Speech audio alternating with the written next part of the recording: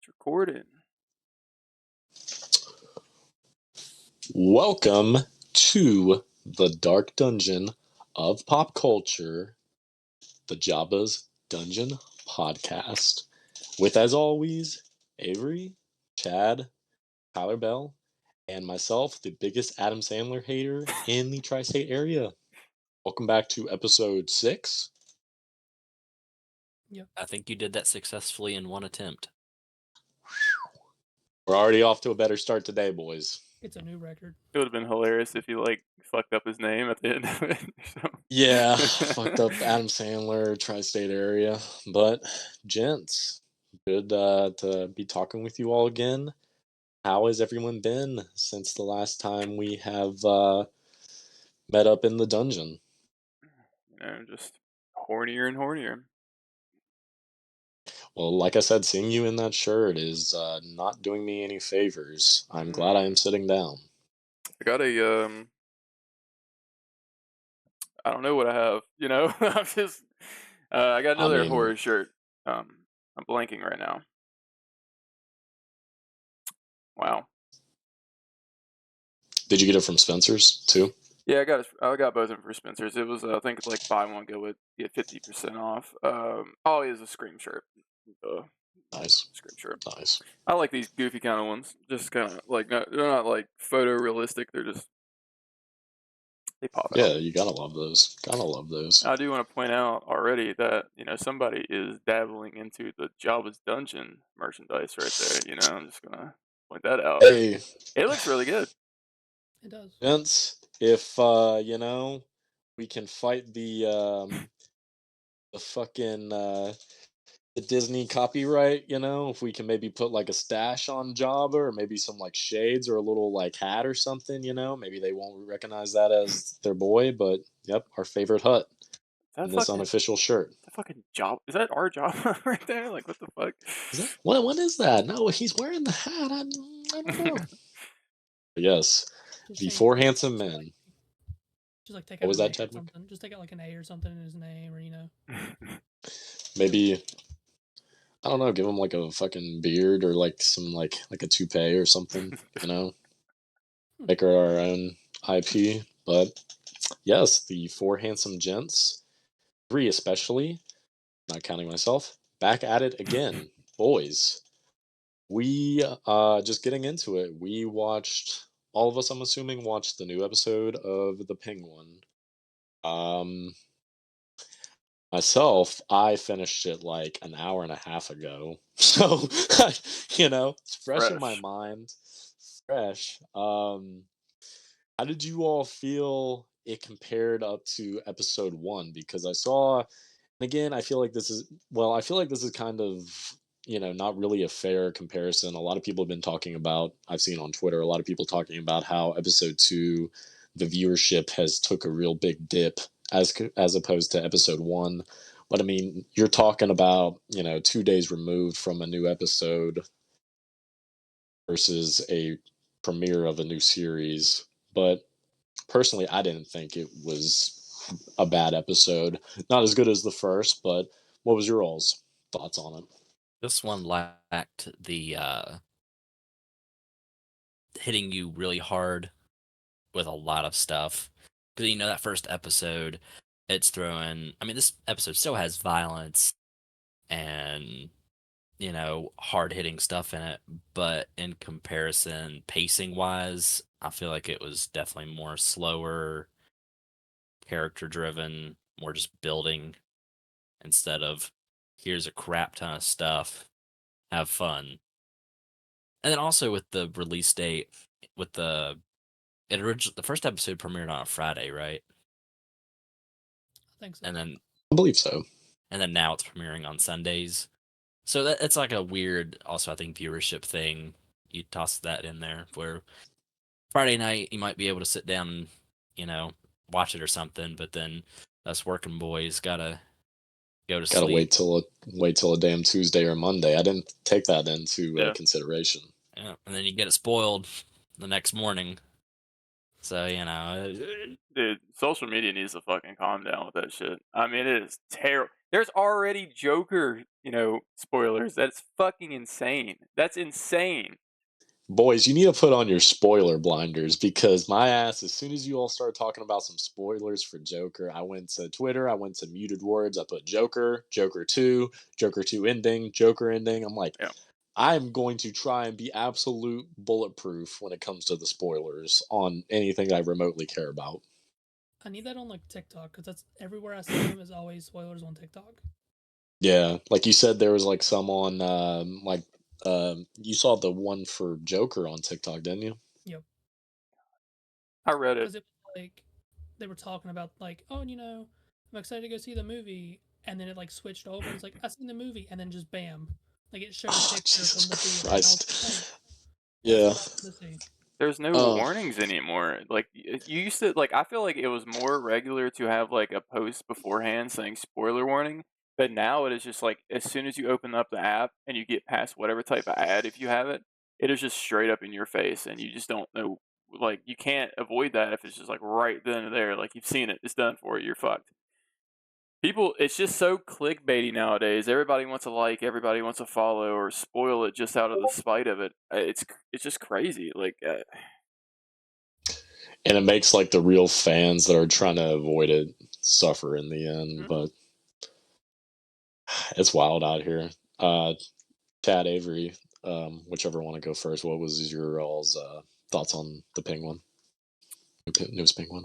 I liked it. I do agree with the pacing. The more that I think about it, it was more of like character building and a little not so much of world building, but you get to see a little bit more like background characters and with spoilers for new watchers and stuff. There will be spoilers in this, so if you want to go watch it to avoid spoilers. But we're going to spoil things if all of us have watched it on topics.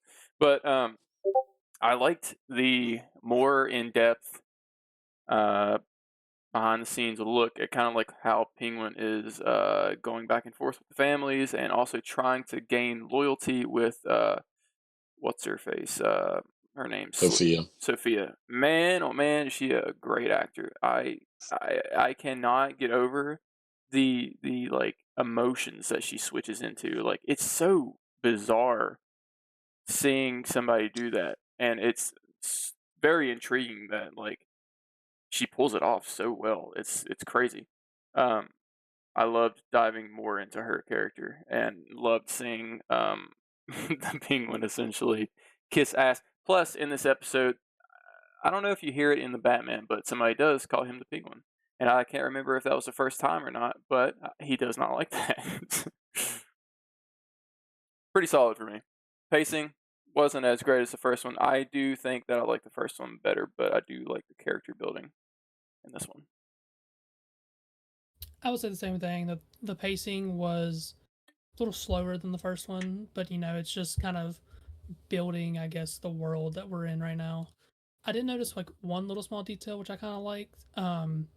Was whenever Sophia was like talking to her uncles and all that stuff, there was a clock that was like ticking in the back, and it was kind of like a thought of like she's just about to go off. It's just barely ticking her. Hmm. I don't know if they meant for that to happen, but you can just hear it right before she starts talking, like You tick tick cooked. tick. I tried. Um, but then again, like like I said, good episode all around. Pacing a little slower. Kind of hope we get more of her and her brother's like backstory, maybe a little bit, in one of the episodes, just showing their bond and stuff like that. But I guess we shall see. Yeah, I do have to add that I really like the how the world is affecting her because you get some people, they kind of warm up to her, and then there's other people that automatically see her as a monster. I mean, like, and that kind of snaps her back into like her reality. It's kind of like crazy outlook. Yeah, Avery, you're definitely cooking on the takes. I mean, that's that's basically what I was thinking as far as Sophia's actress, Kristen Milotti. Um, I loved when she, kind of jumping around, but whenever she steps into the wake I guess you would call that, and just you can just hear everyone going from regular talking banter to just kind of like a muffled like hush because they're all, looking at her. And I love how she plays into it. Like she grabs the food with her hand and eats it and like plays into, her being unhinged.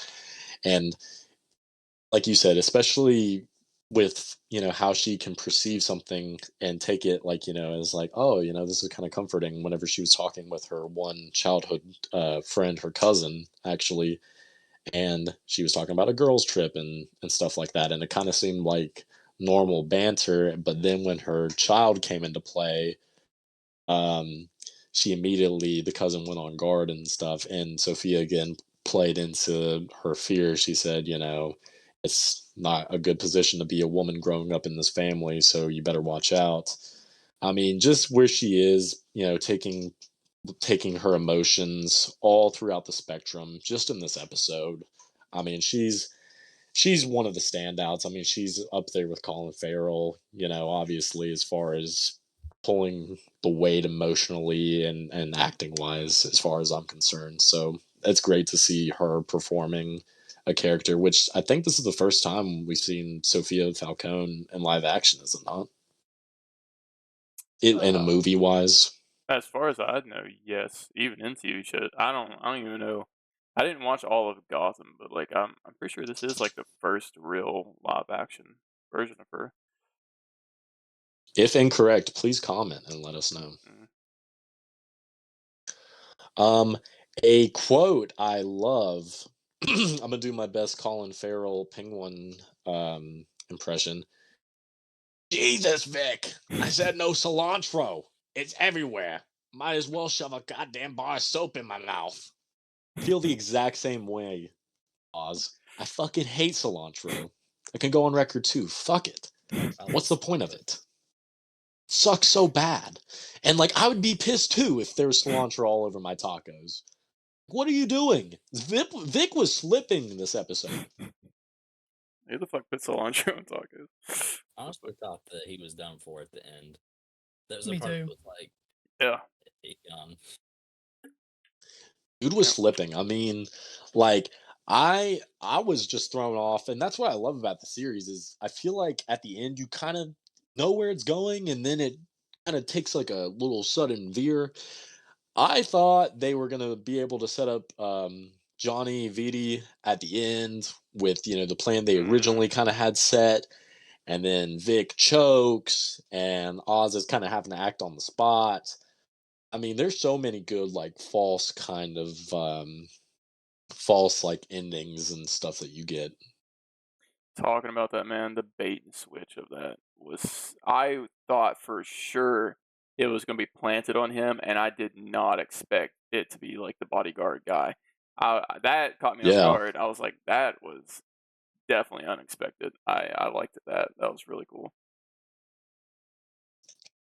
I wrote down in my notes, like I was gonna make a note about how clever it was how they set up Oz. I thought he was gonna plant the knife on Johnny as well, but turns out no. So I mean, they got me. I think the writing is super solid, for the show so far. I agree with the pacing. I mean, it's definitely slower. There were some points where I was kind of like, meh, but I mean, altogether, like the performances are always going to hold through, and just seeing how Oz, how much of a soft he is around his mother. And speaking on the last episode, one of the points we were kind of talking about is, what's the deal with Oswald's brothers? And we come to find out that they did die seemingly at a young age. We learned that after his mother had grieved for a while, they went to a jazz bar, and that was the first time Oz had seen live music. So again, assuming that it was him kind of at a young age. So we got our point on that, and it just adds that again another layer of the expectations that not only his mother puts on him, but the like unnecessary pressure he puts on himself because he is the only lineage to this family seemingly that we know of, not counting, the brothers that have passed away. Yeah, I still want to see some backstory on, and maybe we will see it throughout the season. I would like to see how exactly Oz got his like scars on his face because it looks like something had cut him like under his nose, and that could have been something that was with maybe the mafia or whatever they call their mafia. Um, it could have been something he did that happened, a wreck. I mean, something to do with his family, but it almost makes it like I'm sure this was costume design, obviously, but it makes it look like he got a beak because his long nose, and I think that's so intriguing because honestly, he's like basically really is forming into a penguin, and I know that like it's such a you just look at him and there's so much history to him, even though he's so like snake like. It's crazy. So I hope we get some more backstory with that. Do we know how many episodes this series is? Because I'm wondering like how much time they have to kind of play with the backstory and develop a story with everything happening. I think it's 8, if 8. I'm not mistaken. And this one was what 55 minutes an episode. Yeah. So Long boys. I will say, Tyler, you definitely overshot the length of the first episode. I remember you said it was like an hour 40. That shit was like an hour 7. You're an old man. It felt I am old. Well, I mean, this past episode, before we started recording, I was telling you, I'm like, I was watching episode 2, and when I had to go out for work, it was only like 7:40, I think, in the evening. I was crashing. Hey man, episode 2 on it really I feel like a lot of it comes down to pacing. But like I feel like episode 2, like I was kind of just like, kind of going through the motions waiting for, the story beats to happen. So it's yeah, just funny how you can sit down for like a 2-hour movie and be fully invested, but sometimes like a 50-minute show like take the winds out of your sail. dude. Okay, what was it? In game. That was like how long was that? I was fully And invested you're the whole time, fucking dude. locked in. I didn't take a piss break or nothing. I was there, and I felt like I could have been there for an 8 hours, and watched the whole fucking thing. Biggest fucking regret of my life, not really, but it was a big downer, was for Oppenheimer. I had to take a piss break. I couldn't. I was so locked in, but my bladder was not. And like, even for the podcast, boys, I mean, a man can only handle so much. Holy shit. It sucks. I feel like I got the bladder of an old man. I've been fucking fortunate on that. Just a note I want to hit on. If you all have any more about the penguin, absolutely throw in. But I feel like another kind of layer that we get. I remember last episode we were kind of speculating what Oz and Vic's relationship is kind of going to turn out to be. Is it going to be more father son or what have you? But whenever Oz was talking about how he got started in the mafia business, how he was originally a driver. And that made me think, well, he probably sees a lot of himself in Vic because he was asking him whenever they were like driving to the like wake, I believe. He was like, Vic, do you like feel your heart pumping? Like, this is a really, a good thing. And, we can't back down on it and stuff. So, I feel like he sees a lot of himself in Vic, and that's why at the end he was so, I mean, you can't even really say he was hard on him. I mean, he was just busting his chops as far as, you got to be a better henchman. And because that's what he said. He said, I would do anything for Carmine, I would get it done no matter what. And I mean, I can't really disagree with him because, like I said, Vic was choking this episode. And to your point, where Oz kind of, maybe sees himself as an outcast, and that's why he picked, Vic. Because I know during the like phone call little part where he started like kind of having like a stutter in his voice because he couldn't, get something, get that done. So I could see that being, maybe why he gravitated towards Vic to uplift him because he sees himself in him. We have sort of gotten like they didn't really dive too deep into it, but we've gotten a little bit of Vic's backstory seeping in just a tad bit in this episode. There's somebody texting him, and I think there was maybe a missed call or something. I forgot the name of it. And he looked at, I don't know if it was him speculating to see if there was any sign for him missing or not, because he looked at the poll and there was missing signs and other sorts of papers. But in my head, I was like, is he seeing if somebody's searching for him or not? Because in this time, he's been with Oz the whole time. He got taken away from that batch of kids and has nonstop been with Oz, not out of his sight at all. So I'm sure he's like, whatever, he's family or not family, friends or whatever. Maybe somebody's searching for him. Somebody's already calling him. So, but we don't know who that is yet. So we're seeping into it. So I feel like that's going to play in big time for Vic at the end of the series, or maybe next few episodes. So part 14 of why I'm glad I get to talk with you all weekly, because I didn't think of it in that aspect. I thought of it as like, if he was seeing if the friend that he was rolling around with that got shot in episode 1, that's what I initially took it as. But I think with the text message, that does kind of confirm, is he saying whether or not that he actually matters to whatever sort of family situation he has going on. So I think that's probably what's going on. I mean, that text especially, really kind of sets it off, because someone's looking for him. We just don't know who exactly yet. Yep. If you all had to give, again, if this whole discussion couldn't sum up our thoughts enough, numerical ratings are good and fun.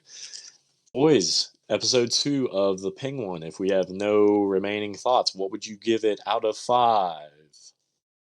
Tyler, you can go first. 3.5. Ooh. Ooh. Ooh.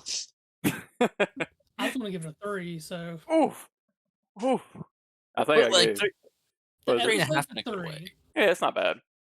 But the series, it's still like a 4 out of 5. It's still Oh, up there. definitely. Just that one episode is hurting it right now. Yeah, I think 3.5 is good for me. I gave you shit, but I think 3.5 is a solid area for this episode, just because of how much it's just world bending. Not world bending. It's world building, and you're just kind of getting more into Sophia's like mindset. And there was also, just to throw out before you're right, I noticed that I guess it's following the same date as when the Batman came out, because on the thing when the Falcone funeral, it said his birth date and then to 2022. So yeah, November 2022.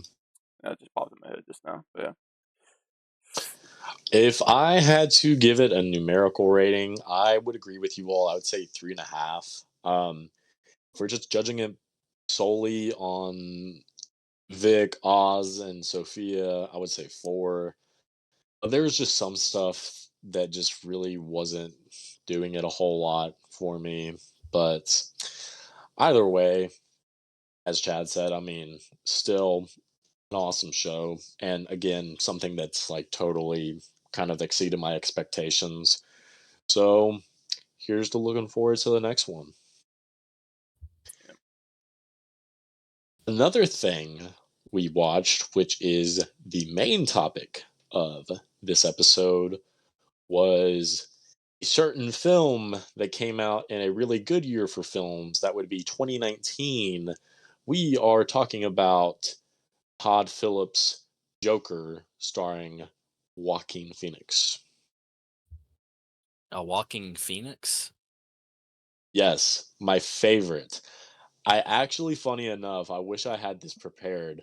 I drew a portrait of him my junior or senior year, and I definitely didn't do this correctly, but I think like the whole basis of the portrait was trying to do it in a like just in straight lines or shapes. And I would just like try to use a ruler the entire time, but I'm definitely pretty sure there's not all straight lines in it. And it kind of looks like Jesus, because I just did one of the one pictures of him where he's got a beard and long hair. But I got it hanging up on my wall because I love this man. Him and Brendan Fraser They will be on my fan club, not And including Adam Adam Sandler? Sandler. No, I was Oh, going to say Adam Sandler is on the opposite end of my fan club. So, what was your all's, kind of taking it a different route, taking you all back to 2019, because I'm sure you all saw this around when it came out. Chad, did you? I did. Okay, thank God. Yes, I have seen Okay. this movie. It was a rewatch.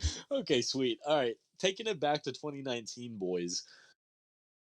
We, up until that point, have Jack Nicholson. Some consider a great Joker. I say mediocre, but a Joker. A Joker. You got you got of course incomparable Heath Ledger in The Dark Knight, and then you got Jared Leto.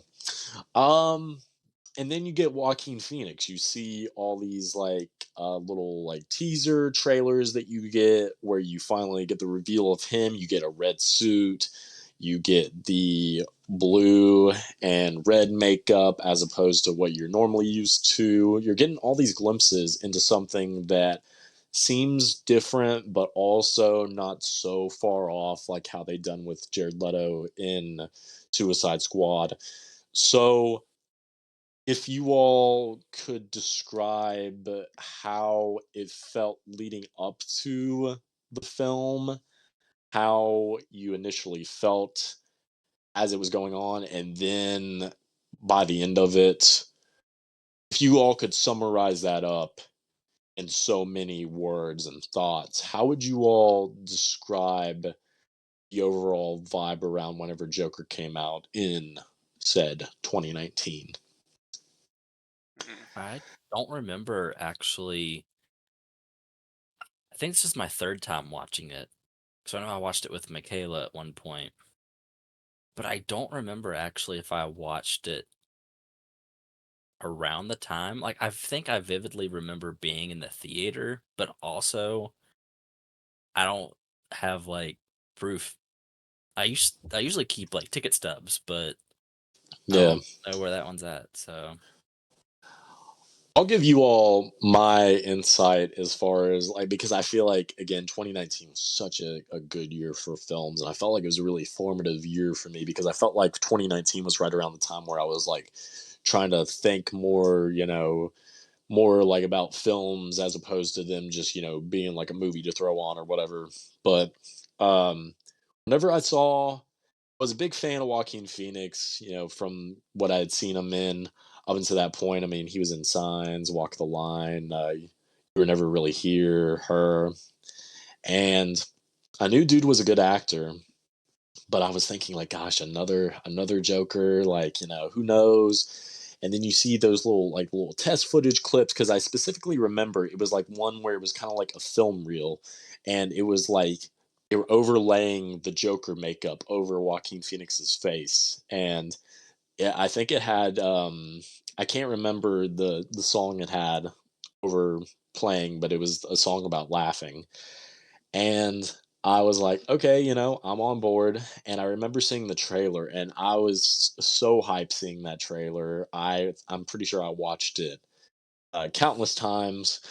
And then sitting in the theater watching it when that title card just boomed across the screen, I was hook, line, and sinker. I was in. And I remember I watched it at the theater in Charleston that's no longer open, and I watched it with my buddy.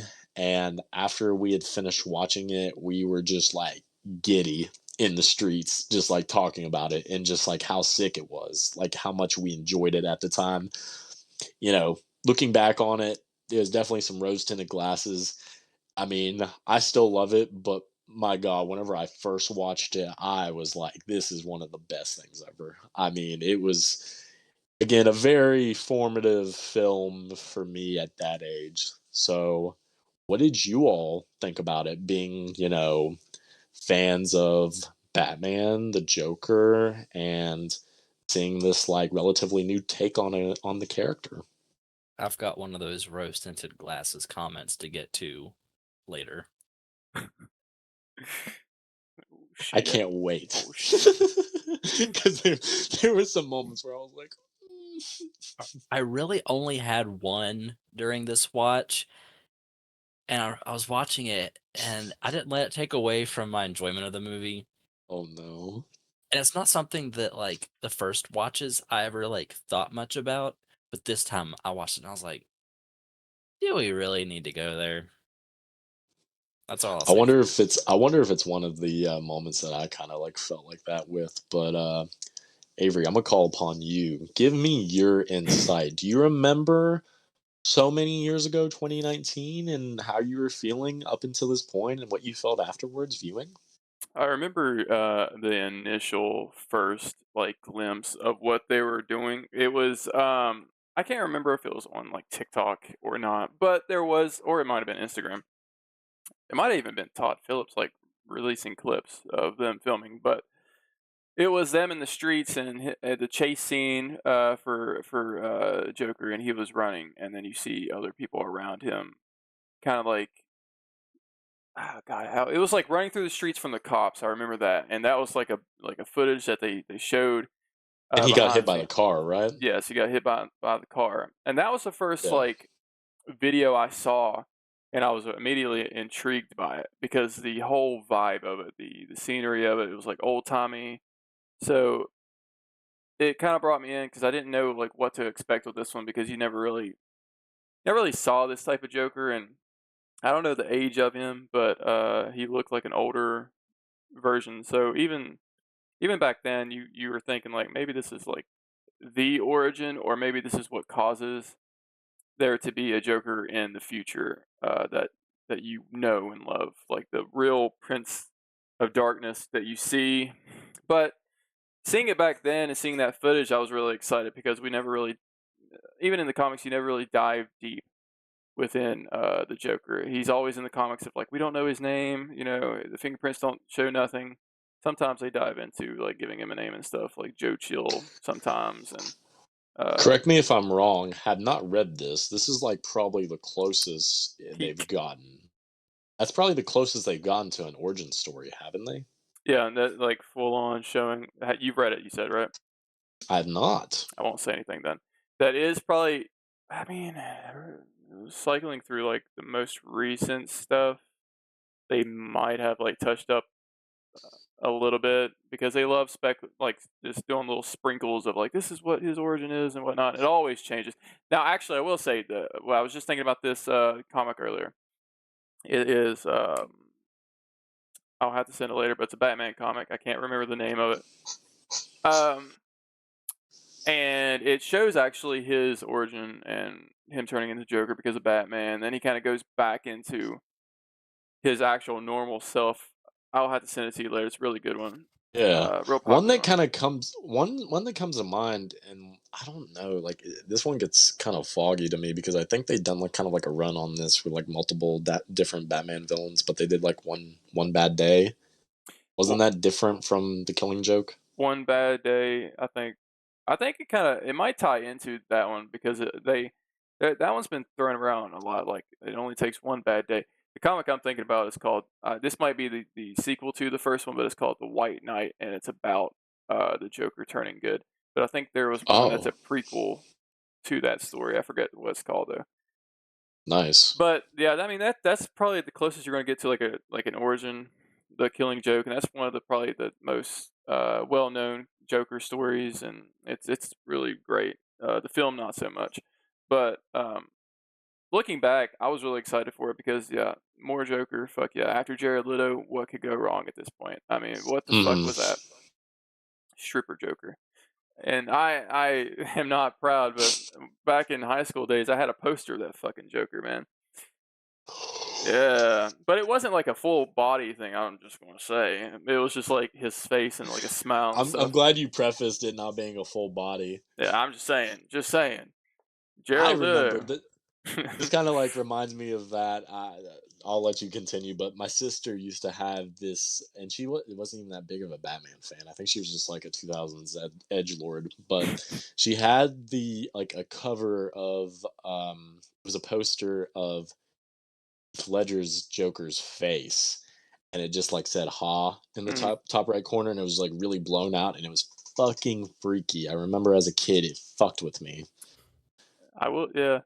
You think of Joker, and everybody's gonna think of Heath Ledger, and I know Chad hasn't fucking watched it. I'm watching it now. And Now, well, not now, but I was gonna say, now we need to do a whole. Okay, this is gonna go on the record once again. I'm pitching a month. We need to do a Batman month. I looked it up. I looked up to see if there was a Batman month, and it was fucking September, so we missed out. We gotta wait another year. Nah, I'm just kidding. We need to do a Batman month like at some point because there's a lot of Batmans that I haven't seen. Also, I've probably watched all of them. I will say we're 35 minutes in.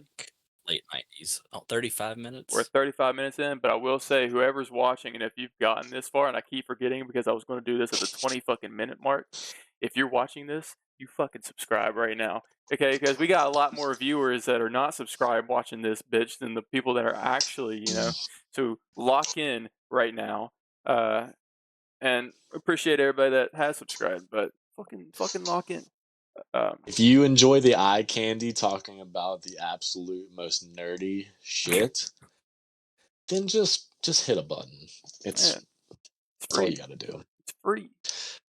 So again, getting off track. Sorry. Well, not really off track, but when you saw the film, Avery, what did you like? What were you feeling during it? We'll get kind of more into the scenes and stuff, but like maybe more so just like how you felt initially at the end. How was that post Joker clarity? Like, how did that feel for you in the moment? I really enjoyed it. I admit he's like, fuck this. Yeah, he's like, fuck this. These guys suck. Fuck this. Come out. I really liked it. I really enjoyed the whole movie. I don't really see movies in theaters more than once because it really has to bring me in. It really has to move me. And this was one of those movies that I went for a second run because I really wanted to get more into the world of it. If a world of a movie really fucking captures me and moves me, I will watch it as many times as I can to find like hidden meanings and to really feel that vibe. Even like the Batman, even if it's 3 hours long, I'm still diving back into it to see the world that's in it. Now, I don't know if I'll do that with the Penguin since it's a TV show and it's kind of different. All in all, this Joker I really like. I really don't, and even with like, it could be fake that whatever spoiler I've read for the second one. I'm not gonna hold that because even when I see spoilers, I really don't let it affect me because I view it in the back of my mind as it's fake. You know what? I'm not gonna let it change my course of mind on it. But I really like this one, and I was in the back of my head the whole time. Like, how are they gonna continue this? Like if it's something that is based, and I know I'm going off track. If it's something based in its own universe, and there's not going to be a Batman, like what more can you do with this character? But all in all, back then I really enjoyed it enough to see it twice. I love that. I'm a big proponent of seeing movies, like you said, the ones that are that touching to you, seeing it more than once in the theater. Because I mean, if it's good enough, you might as well see it twice. I think I did see that one twice. I mean, again, I was just like, I was 18 or 19. I think I was 18, and I was just like, holy fuck, I love this actor. I love this whole world that they've set up. It's got fucking some crazy ass needle drops. I mean, what's there not to love? But again, it's just crazy. Nostalgia's a bitch. Again, still like the film, but I mean, just like thinking back then. Phew. Yeah.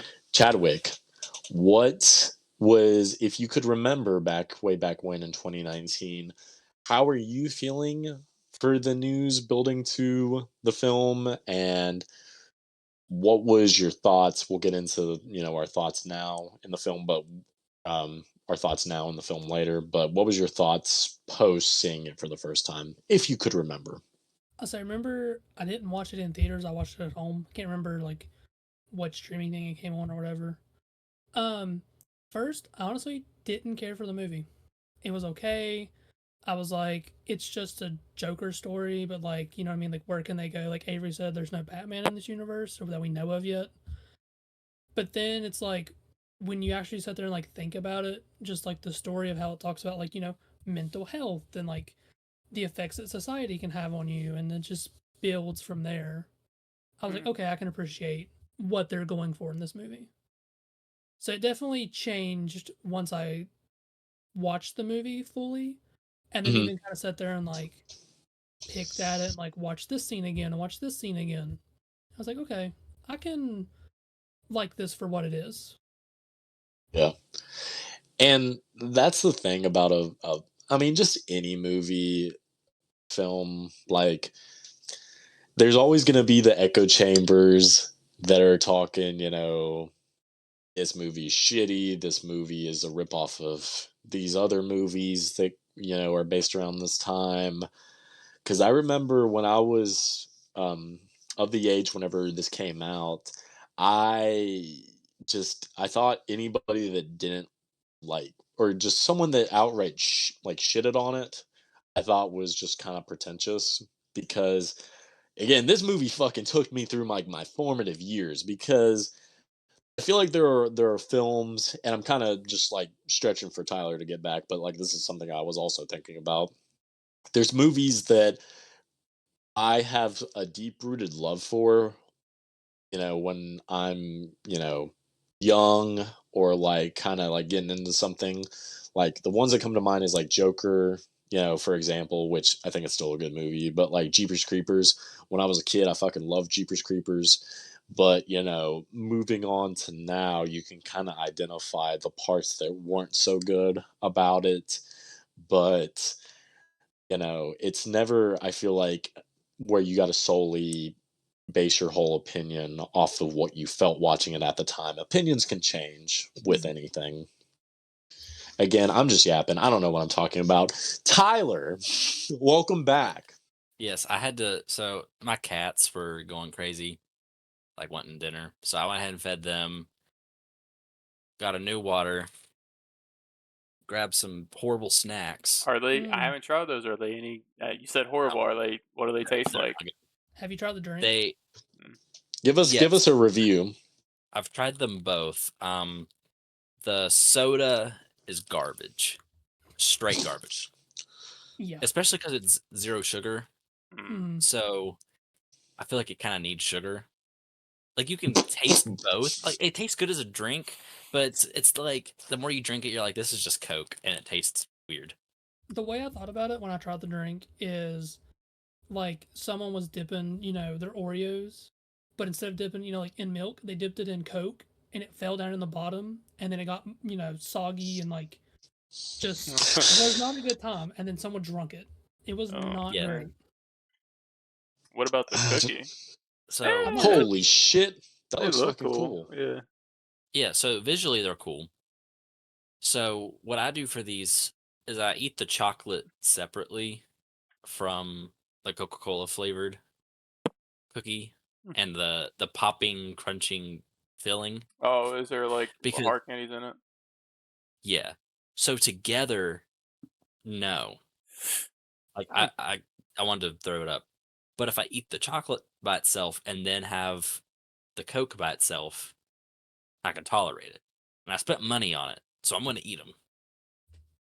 What confuses me is like, why didn't they just make both of them red? If it's going to be like an Oreo Coke thing, I get it. They're like collabing it, but it doesn't have to be a literal collab of both of them.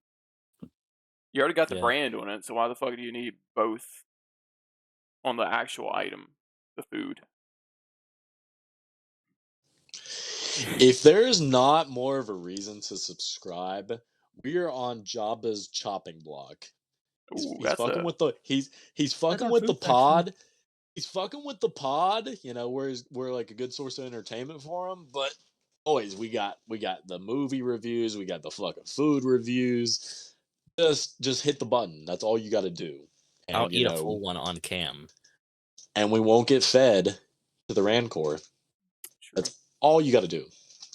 And when I came back, my chair, so my floor is uneven in here.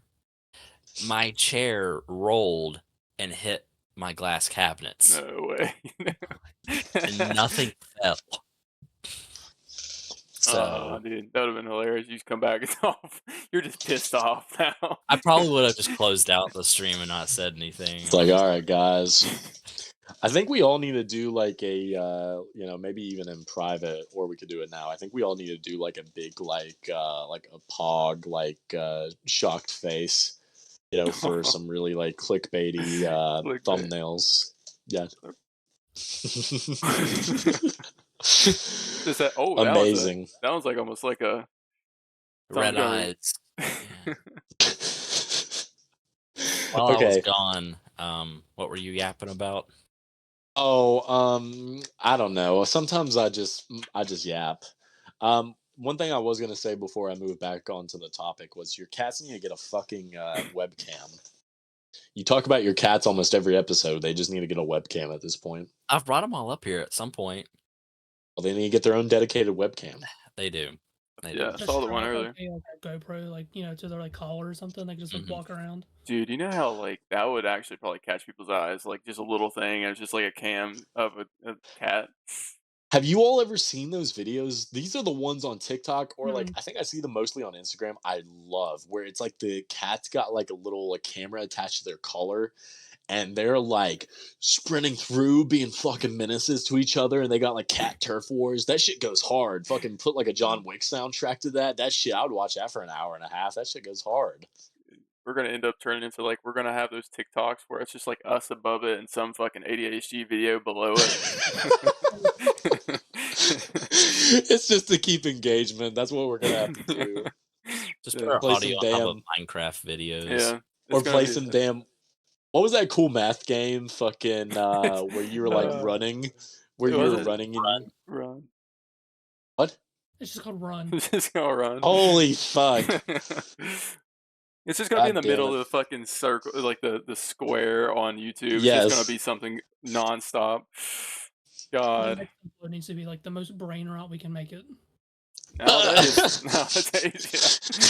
you got to keep that engagement levels up. Oh boy, Tyler, I'm gonna let you finish chewing. I'm gonna let you finish chewing that Oreo, but before I go piss, let me set up this question. A guy, 2019, way back when. What was your thoughts building up to Joker? And at the time, whenever you'd finished watching it, what was your thoughts, if you can remember? And if you're finished chewing, I still gotta pee. Damn, it's like a long time to chew. Bro's like, that's like, are you sure that's not a Popeye's biscuit? Bro's chewing on a Popeye biscuit. Boys, I'm gonna go piss. All right, so Gotta start without. they're bad. They're bad. Am I supposed to wait for him to get back? Or? I mean, yeah, that's up to you. It depends how long. So I think just go for it. He yapped. I'll yap. I remember whenever the movie came out. I don't have super vivid details of that time, but I did like the more colorful costume. It's not your stereotypical, purple and green Joker costume. You got the red, the white, the blue. It was just pretty unique, visual taste, but it also fell more in line with. I feel like if you mashed Jack Nicholson's bright colors with Heath Ledger's, grungy realism, that was a aesthetic choice that I liked a lot. And just coming out of watching it, I remember really liking it and appreciating. I think I'm gonna wait for Brandon to get back to this. I can kind of touch on it and then I'll fill him in. So what he was mentioning with an origin story for the Joker, I guess you can put it in the Elseworld category, but in the Dark Knight, Chad, did you say that you watched the Dark Knight? I'm almost through it. I'm near the end. I think I've got 30 minutes left. So you've watched Begins and no, because Rises is the third one. Never mind. Yeah, so you're on Dark Knight. Heath Ledger. So how far are you Yeah. into it? I've got like 30 minutes left. Oh, okay. Well, you're not bad then. Then I can speak to what I was going to talk about. Yeah. Okay, since Brandon's back, I'll just restart real quick what I was saying. Give me the abridged version. That's fine. I liked aesthetically having bright colors like Jack Nicholson, but a more rugged, realistic version like Heath Ledger. Gonna be Brandon's last episode. I'll tell you that right now. And I liked the story aspect. I was going to wait for you to get back because it's kind of tied into what you were talking about with like an origin story for the Joker. But I didn't want to spoil too much for Chad. But Chad seems to be watching The Dark Knight as we speak on another monitor. Not on another monitor, but you know. So, you know, the Joker and The Dark Knight, he has multiple versions of his origin that he kind of goes off with, like, my father was a drinker and all this. I like seeing it as being like, this is one of those versions of like a story that he would tell as like an origin. Mm-hmm. That's a good take, actually. That's where, like, when that movie came out, that's kind of like how I viewed it, as like, there's characters like the Joker. I feel like having a set origin kind of goes against the lore. Same thing with like a Yoda, or like these characters that have so much mystery behind them. When you give them the explanation, it takes away from what you have. So, See, I know I've seen a clip. I don't know if it was on, I think it was on TikTok. And it was like one of the old, I guess maybe like 90s animated Batman, you know, or something like that. And it was an origin for Joker, but it's like he was telling it one way.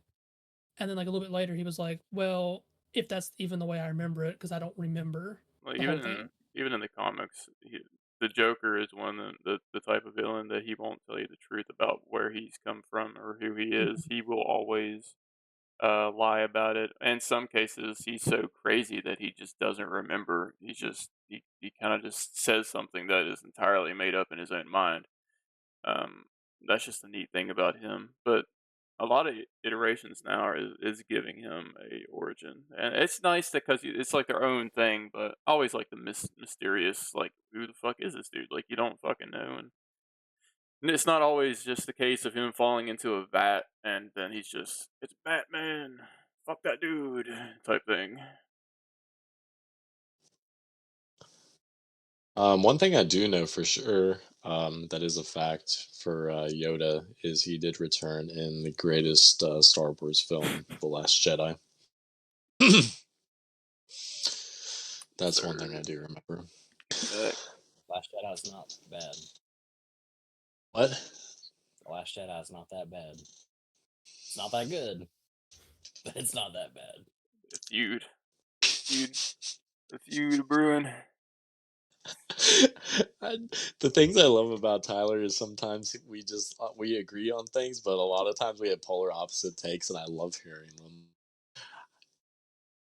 Tyler's someone I actually want to hear some takes from. Is a difference from a lot of people that have polar opposite takes, because like some people I know don't like Robert Pattinson's Batman solely based off of him being in Twilight, and I'm like, grow up. I've heard that type of shit before. I find that so stupid.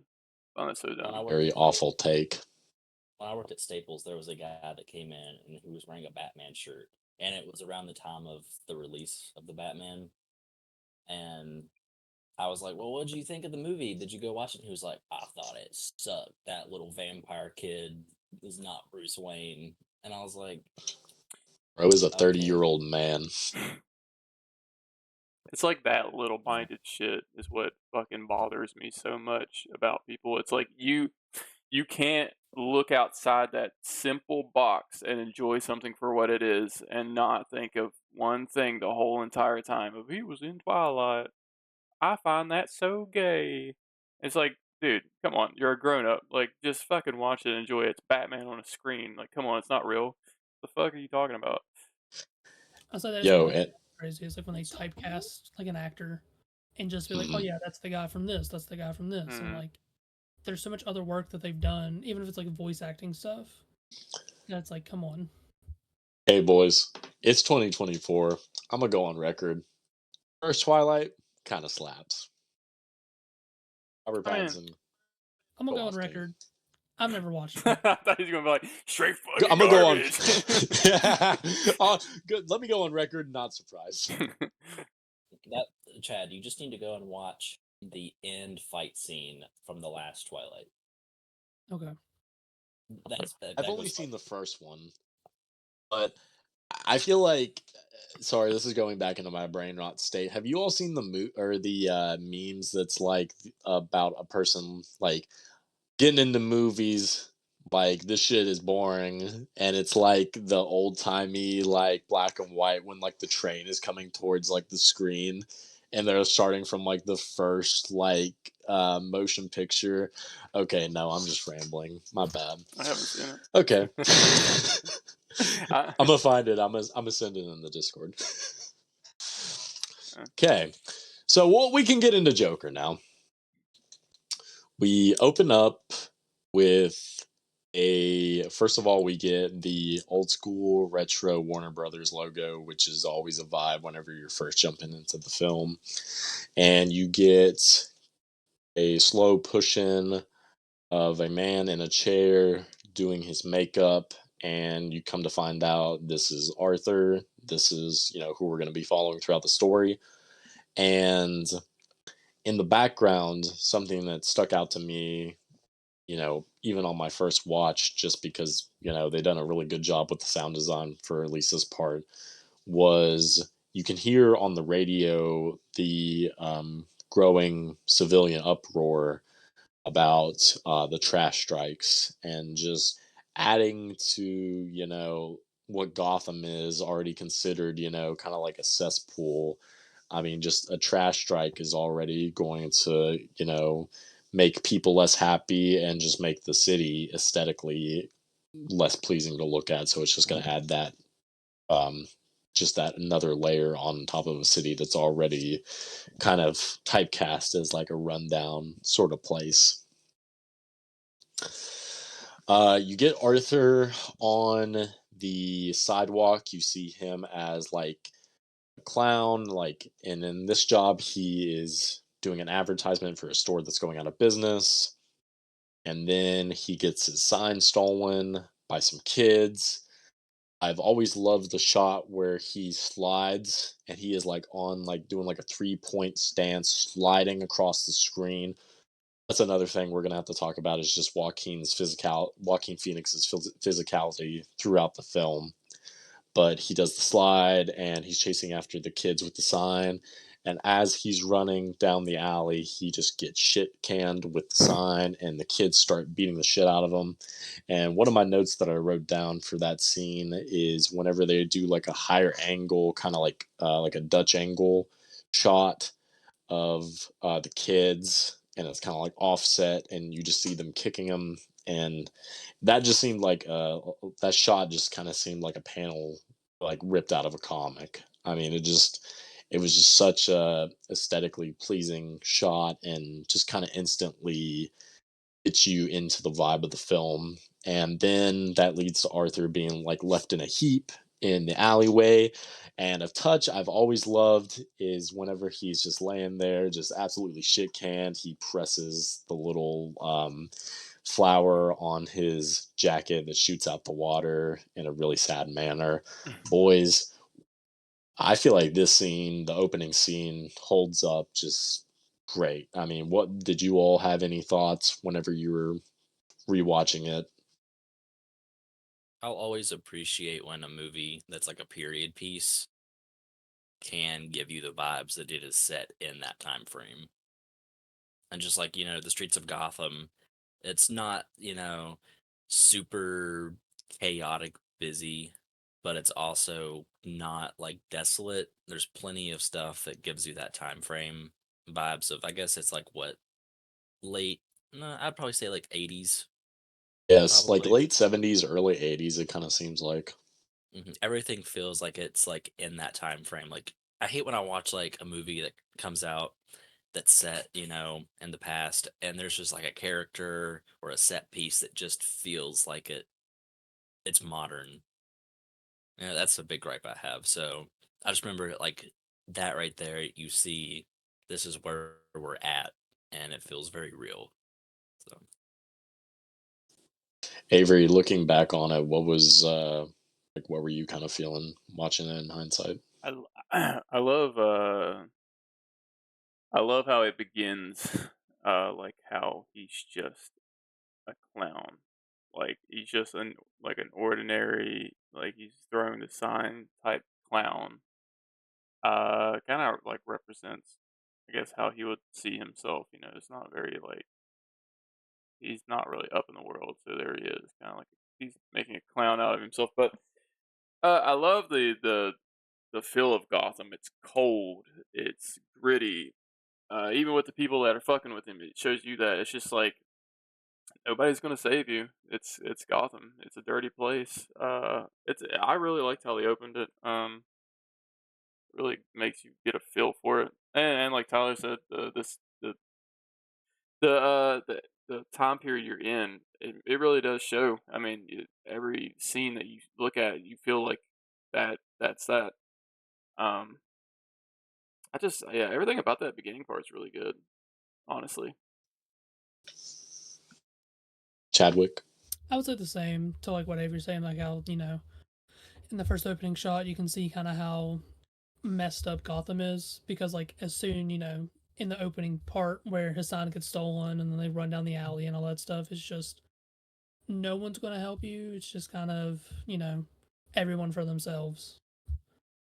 And like you said, to like put it to Joaquin Phoenix, it's just physicality of just, everything he does in the movie was very well done. I do want to point out before I fucking get like killed if people see this. Is earlier I said the Joker, like he portrayed himself as Joe Chill before. I don't know where I remember that from, but sometimes I remember that as that. I know Joe Chill is like the murderer of the Batman's parents, and I just want to clarify that before some comic guy comes into the fucking chat wanting to fight me over saying that. Yeah, because I know a couple TikTokers that are pretty big. If they hear anybody say anything, they're like, "I'm gonna fucking just jizz down your throat for that." So, actually, yeah. So I just want to clarify that because I was like, I was thinking about that. Like, where the fuck did I hear that? And I made a little quick type, and I was like, I completely was wrong about that. and I'll clarify for you in retrospect because I believe this is what you were saying. We were talking about the Killing Joke, and you were talking about how the film wasn't that great, but I think you just said the film, and then you started talking about the Joker. So, like, the Killing Joke film is not that great, right? Yeah, the It's kind of mid. animation is pretty Yeah, yeah. ass, to be honest. The it's terrible. But the graphic novel is top tier. It's probably one of the best Batman comics I've ever read. I remember like being a kid and my dad gave me The Killing Joke. Like that was probably like one of the first graphic novels of Batman I had, and it really. I mean, I'm still a Batman fan today. Fuck yeah. Okay, so again, great point. Tyler bringing up how well they do establish the aesthetic of this late 70s, early 80s Gotham. They don't have any super over the top Tim Burton um, buildings that look like, like castles or what have you. Just fuck Tim Burton Batman, basically. No, it's really not that bad. It's not that bad. It's a 3-star movie. The original Batman. It's 3-star. It's not terrible. Love Michael Keaton. Love Michael Keaton. Show me them thighs, boy. Okay, let me lock in. No, no, it does like really good. I can't. We need to do a Batman month soon because I need to just like. It's probably gonna be like 5 hours long just talking about Batman. I can't. I just that little bit that you just said. I'm gonna fucking hang myself tonight. Fuck. Yeah, I was gonna say, let me just send I'll just send this shirt down the river and you can have it. I'll just see myself out. No, but Joker does a really good job just in the opening scene establishing the setting of Gotham, and yeah, it does a really good job of making Arthur a sympathetic character just in the first opening scene. So another scene that's early on that kind of illustrates more of Arthur's character is whenever they're on the subway, and you got Arthur sitting there kind of looking down and out after just getting beat up by some kids. And there's a child in front of him that is making a face towards him, and he starts, making some expressions and trying to get the kid to laugh. And he gets the kid to laugh, and the mother is like, "Hey, don't talk to my child." Fair enough, strange man on the subway. Regardless, he starts to laugh, and this is our first introduction to him just outright laughing. And we're like, okay, what's the situation with this? And the mother is like, is something funny to you? And he passes her off this card that says, I have a condition. This is what it is. Please excuse me for any appropriate laughter. And correct me if I'm wrong, but I believe that is the first iteration of Joker where his laugh is really considered like a medical condition, which it is a real medical condition, which is crazy enough. From what I know, I think it is, yeah. I mean, even like in the comics, they just kind of like they don't even really go down the rabbit hole of like giving him like that type of condition. They just like he just finds anything funny, and if it's like evil enough, he'll laugh about it and such. But like they never really like went through that path. In a way, it's very interesting because it's different. It's completely different than what you would ever expect, especially for this guy. Yeah. So we have that scene where established that he does have a condition. And again, going off my notes, we're led into scene where he is talking to his therapist, and it seems like he's kind of what Chad was talking about early on, was touching upon mental health. He is, it seems like there's like a lot of like outcries for how he's feeling and what's going on, but his therapist is really just, I mean, she's a state worker seemingly. She's really just checking off boxes and filling prescriptions for him and writing prescriptions. Not only is he neglected by his therapist, but he's neglected by his job as well, is one of the things I wrote, because this is kind of like jumping a little bit, but his boss accuses him of stealing the sign, which that scene, no matter what, always really hurts, because I feel like, Joaquin delivers a line. He's like, "Why would I steal a sign?" And I just, it just kind of tugs at your heartstrings a little bit, because it's like, yeah, dude, like this guy is clearly not well, and he's just, life just keeps taking a shit on him, and nobody gives a fuck. And it just seems like everyone's just, telling him he's weird. That's what his boss said. Like, everyone thinks you're weird, but I like you. And it's just like, fuck, man. I mean, I feel like early on, I would like to hear what you all think. I mean, I feel like early on, you instantly kind of you're feeling some sympathy towards Arthur, and Todd Phillips, Joaquin Phoenix especially, does a really good job of like drawing you in, and it makes you feel more personable to the Joker more than ever. I would say, especially on like the bus scene, that's a place you can also feel it too, because like everyone's kind of looking at him because of his laugh, and the mother's kind of like sorry, don't talk to my son. You have something wrong with you. So that made him sort of an outcast to society. How you were talking about, he was rejected by his job and stuff like that. So I like with this movie, um, not anywhere in comparison, but Cruella that came out, I think, around this time too. I feel like there was a huge trend on making villains sympathetic to where you understand them more.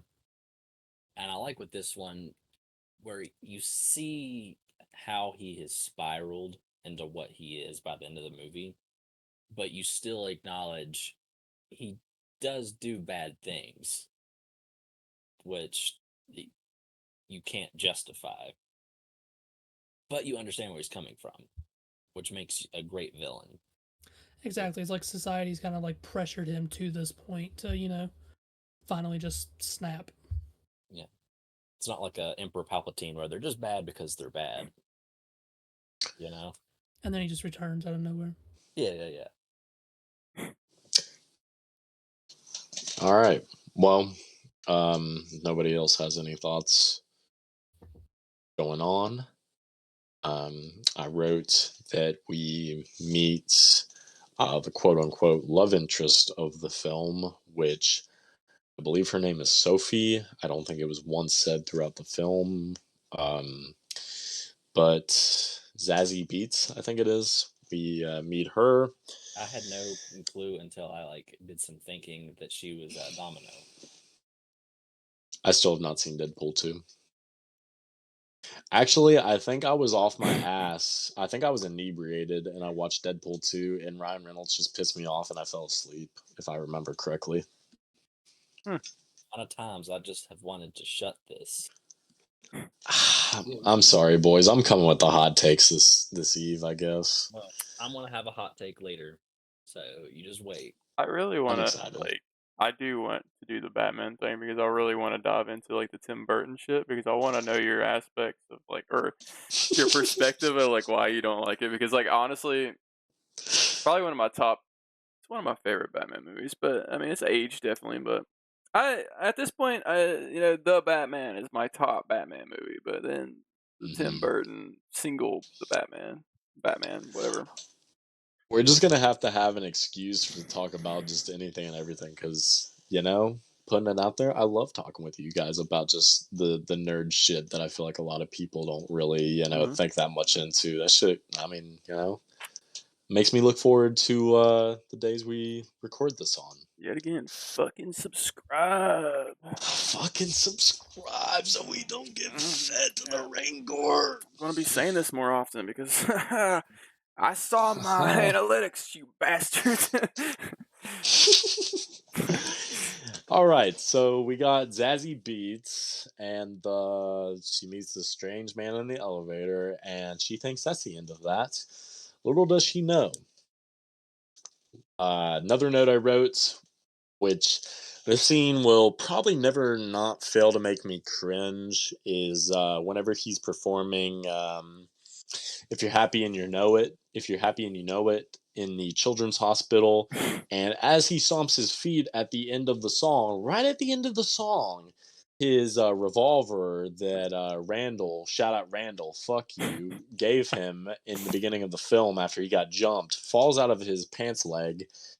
Yeah, a gun just fell out in the middle of a children's hospital. Holy fuck, how traumatic. Those kids need therapy. Should have hit him with it's Gotham. It's Gotham. What can I say? It's Gotham. What can I say?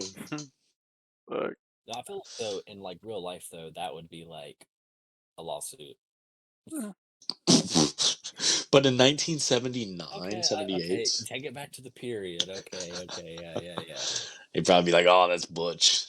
every couple of months. Holy fuck! Second Amendment, right? Butch, if he's a clown and he comes to the children's hospital, why not let the man stay strapped? Whew. Then this leads into a big point of the film, which is one of my favorite parts of the film. Is bridging into this scene, Arthur gets fired by his boss from his job for dropping a gun at a children's hospital. You can get it. And you learn that Randall kind of ratted him out, was saying some stuff about trying to get Arthur to sell Randall a gun. So you learn that Randall's kind of a snake. And then you get Arthur on the subway, and you get these Gotham Wall Street douchebags on the lower end of the subway cart, and they're harassing this woman and just being pretty gross and just instantly unlikable douchebags. And I mean, you get the sense, at least I did, that Arthur laughs when he's a lot of the times he laughs when he feels stress or is just uncomfortable, because you can see the woman glance at him, and after she glances at him, he soon after begins to laugh. And luckily enough for the woman, that draws the attention away from her, but unfortunately for Arthur, it draws the attention to him. So the woman exits the cart, and then the subway douchebags head down to Arthur, puts on his wig, and begin to just overall harass him. And a glorious scene occurs. Gentlemen, what was that as gratifying as it was the first time watching it around, or what did you all think? When y'all go, I want to hear y'all's thoughts. I honestly, the last guy that gets off the subway, I honestly didn't remember him dying. I remembered like the initial, Nice. him defending himself there on the subway, but I couldn't remember that guy. So whenever he's, playing the cat and mouse trying to get off, and then shoots him and then follows him up that little stairwell, I was like, nice. So that last part. Chadwick? I was saying it Yeah, was a bit of a absolutely. shock because, like Tyler said, I didn't remember it either. Because I can Okay. remember, I think, 1 or 2 deaths in the movie, and that was one I just did not remember. I liked it. It's pretty interesting to see what Arthur, I guess, can take, and what the outcome is. I don't know, like I don't really know how to put it into words. It's a very interesting like spiral into something that kind of goes further and further. I felt like, as stereotypical as some of the aspects of the film are, I felt like in such little time that we get with the Wall Street guys on the subway, we're instantly able to be like, yeah, fuck these guys. I mean, from the jump, you instantly are like, yeah, these guys are no good. And to Tyler's point, that scene where Arthur's kind of ducking in and out of the subway cart, waiting on that guy is really fucking sadistic, and you can kind of get the sense to where that's Arthur's Joker side kind of coming into in its infancy. I mean, because that's like pretty like that's some calculated shit. I'm not gonna say rightfully so, but my man's was getting the dog shit kicked out of him, and for as much as Arthur can take, getting just absolutely kicked the shit out of, maybe like twice in 1 week. That might do a man in. I love the look. Well, I don't know. Whenever it's the like wide and you're getting the guy crawling up the steps and you get Arthur kind of just like approaching him and you hear the screams and he just walks up, posts up and just blasts him. That shit goes hard in my opinion. Just seeing Arthur's look on his face, like it almost kind of looks like he knows at his core that this is a awful thing to do, but he likes it, and that makes him afraid. I think just based on Joaquin Phoenix's performance and even the actor that got murked at the end, just his like struggle and getting and like his cries for help, just overall how it was shot, it was fucking perfectly executed. And always at that last gunshot, whenever the guys cries and screams or cries and screams end, you felt like, damn, he just really killed 3 dudes in one go. It's kind of like how he shows his feelings. It's always been beat down, but now that he finds this kind of like power trip almost within doing this stuff, it's kind of showing his true feelings, even though that's not the proper way he should probably be doing it. I'm just saying. Hot take, what? What can I say? But yeah. No, absolutely. just a great gratifying, kind of crowd pleasing scene, but also you're like, damn, this dude, yeah, he's definitely becoming the Joker. This leads into probably a scene that tops it for me, just because of the overall score and just the performance. You, first of all, I love the shots of Arthur escaping from the subway, just running with that, especially that one where it's like over the bridge, and it's like him running underneath, and you kind of get that big wide of him running away through it and stuff, and you can kind of see the people just like getting like catching glimpses of him, like eyewitness reports. People are slowly or are eventually going to stumble upon a dead body, and they're seeing this clown run away. And that leads into arguably, in my opinion, one of the best scenes in the film. You get the bathroom scene with a excellent fucking score by Hildur Gottender. It's an Icelandic composer, and I was obsessed with this score when this film first came out. That performance, for a while on my desktop, it was the background that I had was him leaning back, because that just was so iconic. And just as far as I'm concerned, when he became the Joker, because he just felt every moment, and really it seemed like he kind of felt like himself at that point whenever he got finished through with his little dance number in the end of the bathroom scene. What was your all's takes on that?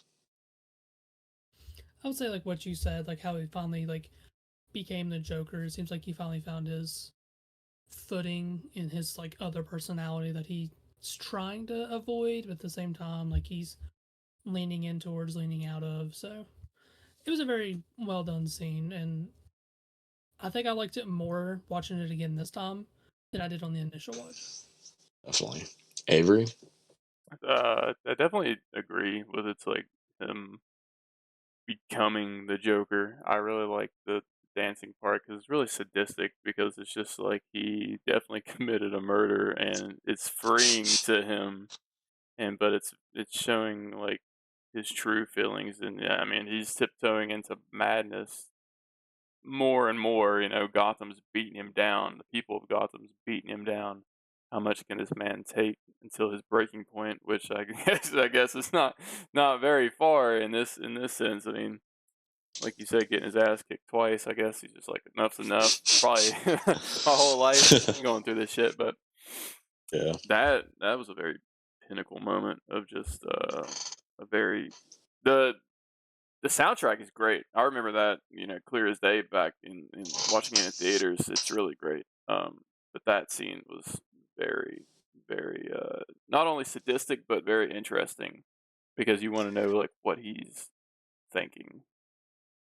It's almost like, earlier in the film, whenever he accidentally shot the gun off in the apartment, he was dancing before then. It's almost like it seems like a lot of the times he views his life as kind of like a show, and just what he would, do if he was on stage and he lived this idealistic life as a comedian or an entertainer, and as if the subway murders that he just committed was his like grandiose show, and he's finally leaving it off on the dance in the bathroom as kind of like his bow and his final performance in the in the act he just committed. So that's another thing that goes with it, as far as him kind of having that mentality. But Tyler, what did you take away from that? If you had any more thoughts, or what you kind of felt whenever you first initially watched it, or I mean, you guys pretty much talked on all the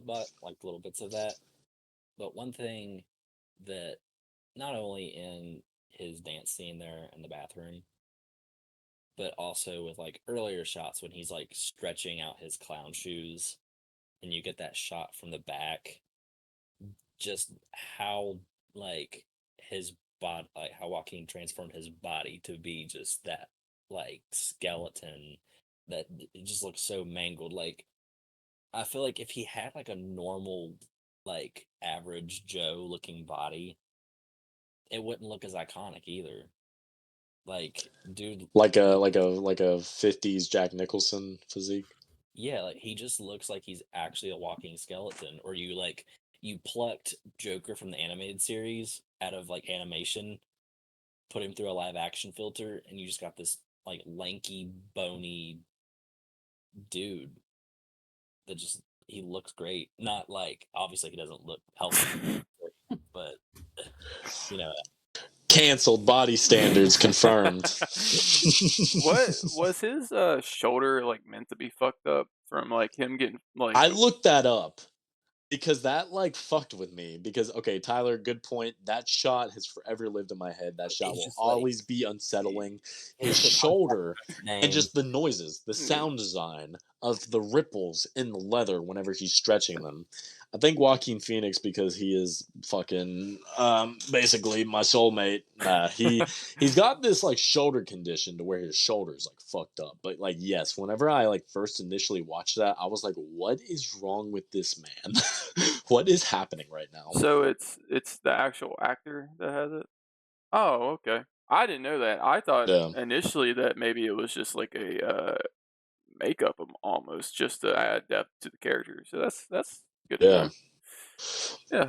But it's also good to know that Tyler confirms that a diet of an apple and a can of tuna a day is good for you. So we'll let that go on record because he said that was a good body standard. I mean, my dinner has been a Liquid Death and Oreos. Don't you talk shit about Liquid Death, cause We need to get say it. sponsored by Liquid Death. I think this is like third episode in a row I've had a Liquid Death. I think. I was thinking about this one time whenever you were pulling a Liquid Death up and I was watching it post. I was like, if there was any like spokesperson for Liquid Death, I feel like it would be you. Honestly, I had never had Liquid Death until earlier this year. It's good. Good. That's a watermelon, right? This is just the melon. I guess, yeah, watermelon. Yeah. Just fucking answer my question. That was good. No, that was really good. Their newer flavors are really nice. But I've come to find out like I usually get them monthly by the cases. I have an empty one over there, sadly, but Nice. yeah, I keep the boxes for the art. What is it? Twisted Death is my favorite. What is it? Topo Chico or whatever. They have like their own version that's not bad, but Liquid Death's pretty cool. I would love to get sponsored by them because they do sponsor podcasts. I wouldn't know where to fucking begin. I guess. There's a Twitch streamer I watch, and he's sponsored by Liquid Death. They send him cases like all the time. They got really fucking cool merch. They do. They do. It's expensive, but hey, Liquid Death. I mean, I would be willing to switch because I drink the Tropichico and Waterloo. Liquid Death. I like the mango chainsaw, so Liquid Death. Yeah, Liquid Death, sponsor us. We'll have a fucking a Liquid Death in each fucking camera. I will get Liquid Death tattooed on my cheek. I will be a company shill. It'll just be right there every episode. Get it with the crow, yeah. Hell yeah. Perfect. Well, stick something through there and just have it.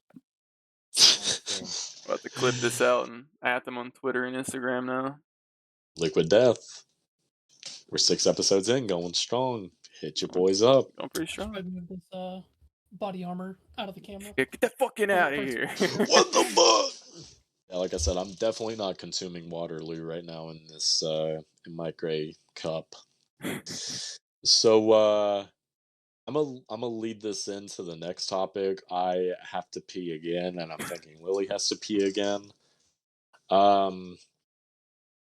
After the scene in the bathroom, we get Arthur and his mother, which we haven't even really touched upon their relationship. We get them in their living room, and Thomas Wayne is on the TV addressing the subway murders. He's running for office, and it seems like the news is kind of construing the murders in the subway as they're basing it around a class divide.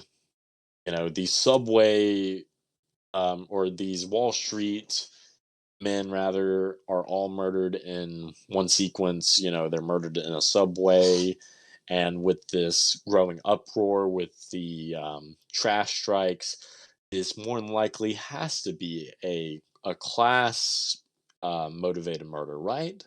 So that's what the media takes it as, and it's completely flipped that this clown, this just happened to be a guy dressed up as a clown, is killing these Wall Street men, and then the the mid-tier to lower tier class kind of adopt clown iconography as their own staple, and Thomas Wayne refers to those who are kind of rebelling against and identifying with the clowns as clowns. So that opens up a whole can of worms, began by the media and kind of peddled along by Thomas Wayne. So I think that was kind of something I picked up on and identified with more on like a rewatch, is just how the media just planted the seeds of this being a class thing, and Arthur later on in the film addressing there's really no motivation on that. But what would you all say is like your all's take on how the media is portrayed in this film, and how that affects Arthur indirectly because Thomas Wayne is condemning murders, but at the same time, you're getting Gotham kind of almost with Arthur seeing it as siding with him in the acts. I'm gonna let Not y'all do everyone that go at once. because we got some big questions right now. Fucking hell. Do you want to go, Avery? I will go last with this big Well, question. then Too many big words in this one for me. I would just say that it's like the media just wanted to spin it any way that they can. And that's kind of, they wanted to put pressure maybe on the lower class because of the whole trash strikes and, stuff like that they thought, well, something has to come from this. And where they, thought it was class related, they kind of fearmongered, if you would so will, with the, upper class and the lower class to make that rise with the lower class to take on the Joker personification, the clown personification. I mean, So that's a good take. I mean, definitely pushing the narrative that's going on in their society right now, or their city, is that whole movement, and they see murder as, and then they kind of just push it onto that. But that's also a good way for Arthur to kind of like want to take ownership more mm-hmm. throughout of it, and kind of make it its own thing. And I mean, there's never like a big reason why he does what he does, but I mean, that would be a good case for him to kind of drag it into his own spotlight. Don't you sit there all menacingly. Any input? You gotta sum that up. Like, I don't give a fuck. Look, I'm here to go to sleep. All right. That was like a record time, I think. I'm going to go on record and say I may or may not have pissed off my back porch. Either way, we find out that the funding for Arthur's mental health facility funds are cut, which, you love to hear. So Arthur is again left out to dry, and then a big talking point um, leads into Arthur bombing on stage. One thing that I noted in that scene was the pain on his face that you could tell by him straining back his laughter. Just I felt that to my core. So that was a really, really rough scene to sit through. Personally, that's my kind of humor. I love just like intentionally just like sucking. Shout out Dax Flame. I feel like they really are like two of the same kind. Baby Reindeer. Have you guys watched that? Yeah. Maybe Reindeer. Yeah. Same Uh, vibes. I haven't Chad? watched it. Nope. I've heard some things Oh, about it, that's but I nice. haven't watched it. Oh, Avery, you haven't watched it? I've heard like there's like a lawsuit going on right now with the person that they were portraying in it and stuff like that. But I haven't Mm-hmm. actually watched it because it kind of just that stuff always kind of just I don't know makes me sad. Honestly, it just gets in my head too much. I don't know. Yeah. So, Arthur, quote unquote, learns of Penny, his mother, relationship with Thomas Wayne. This leads into a big squabble between the two, and that leads into Arthur going to Wayne Manor, and Bruce and Arthur meet, and Arthur does some magic tricks, and for Bruce. And one thing that I loved is, are we to assume that's Alfred? I'm gonna say that's maybe Alfred in whenever he comes to Bruce's rescue. Yeah. But either way, I love whenever Arthur is like, everything's okay, I'm a good guy. After he stuck his fingers in a child's mouth, um, insanity. I love his delivery on that, and especially after the fact of what he had just done. How do we, real briefly, I don't want to, I don't want to make this a 3-hour pod, but how did we feel about Bruce's inclusion into Joker? This point on watching it This is where my hot take starts coming out. Shit, might not be that hot. the hot Oh, take episode. okay. Like, Maybe it's not. I feel like the movie would have been fine without even touching on the greater DC universe. First time around watching the movie, I thought, well, this will be a good way if they want to introduce, you know, a Batman. You're setting up this origin, but if we're only getting these two movies, Feels really inconsequential and shoehorned in. and more on that when we get towards the end of the movie. Love that. Your take is, in my books, is not hot at all. It's Okay. a juicy steak of a take. Even it does. I feel that way, but then there's also the line of but this is my mindset before Joker 2. So if they really, really wanted to introduce Batman, they could have used Arthur Fleck's jealousy and just need to feel, like he's a part of that, even if it's like misconstrued and not real by what his mother was saying, being like the brother or whatnot. They could have used Arthur Fleck as the point where he kills the parents. They could have used him, act the Joker, as the person that kills the parents. And that's what takes Bruce down this path. I don't know what's happening in Joker 2, but they could have used that. That was such a. I mean, and I do agree with y'all. It feels like it's kind of just like pushed in there. But if they really wanted to go down that path of maybe Batman will come, they could have just had him kill the parents out of jealousy, out of Yeah. being beaten down by Gotham. I mean, that would have been such a turning point, or maybe at the end of it, that could have been a turning point. But Like, I'm all for giving an interpretation of Batman and Joker, how far their history goes. But when we get to that point, I'll touch on what I'm thinking there. One little thing I kind of pieced together when watching it. I don't know how deep this is supposed to go, but Arthur's mom's name is Penny, and Alfred's last name is Pennyworth. Hmm. Alfred, Arthur. I don't know. Alfred fucks. I was Confirmed.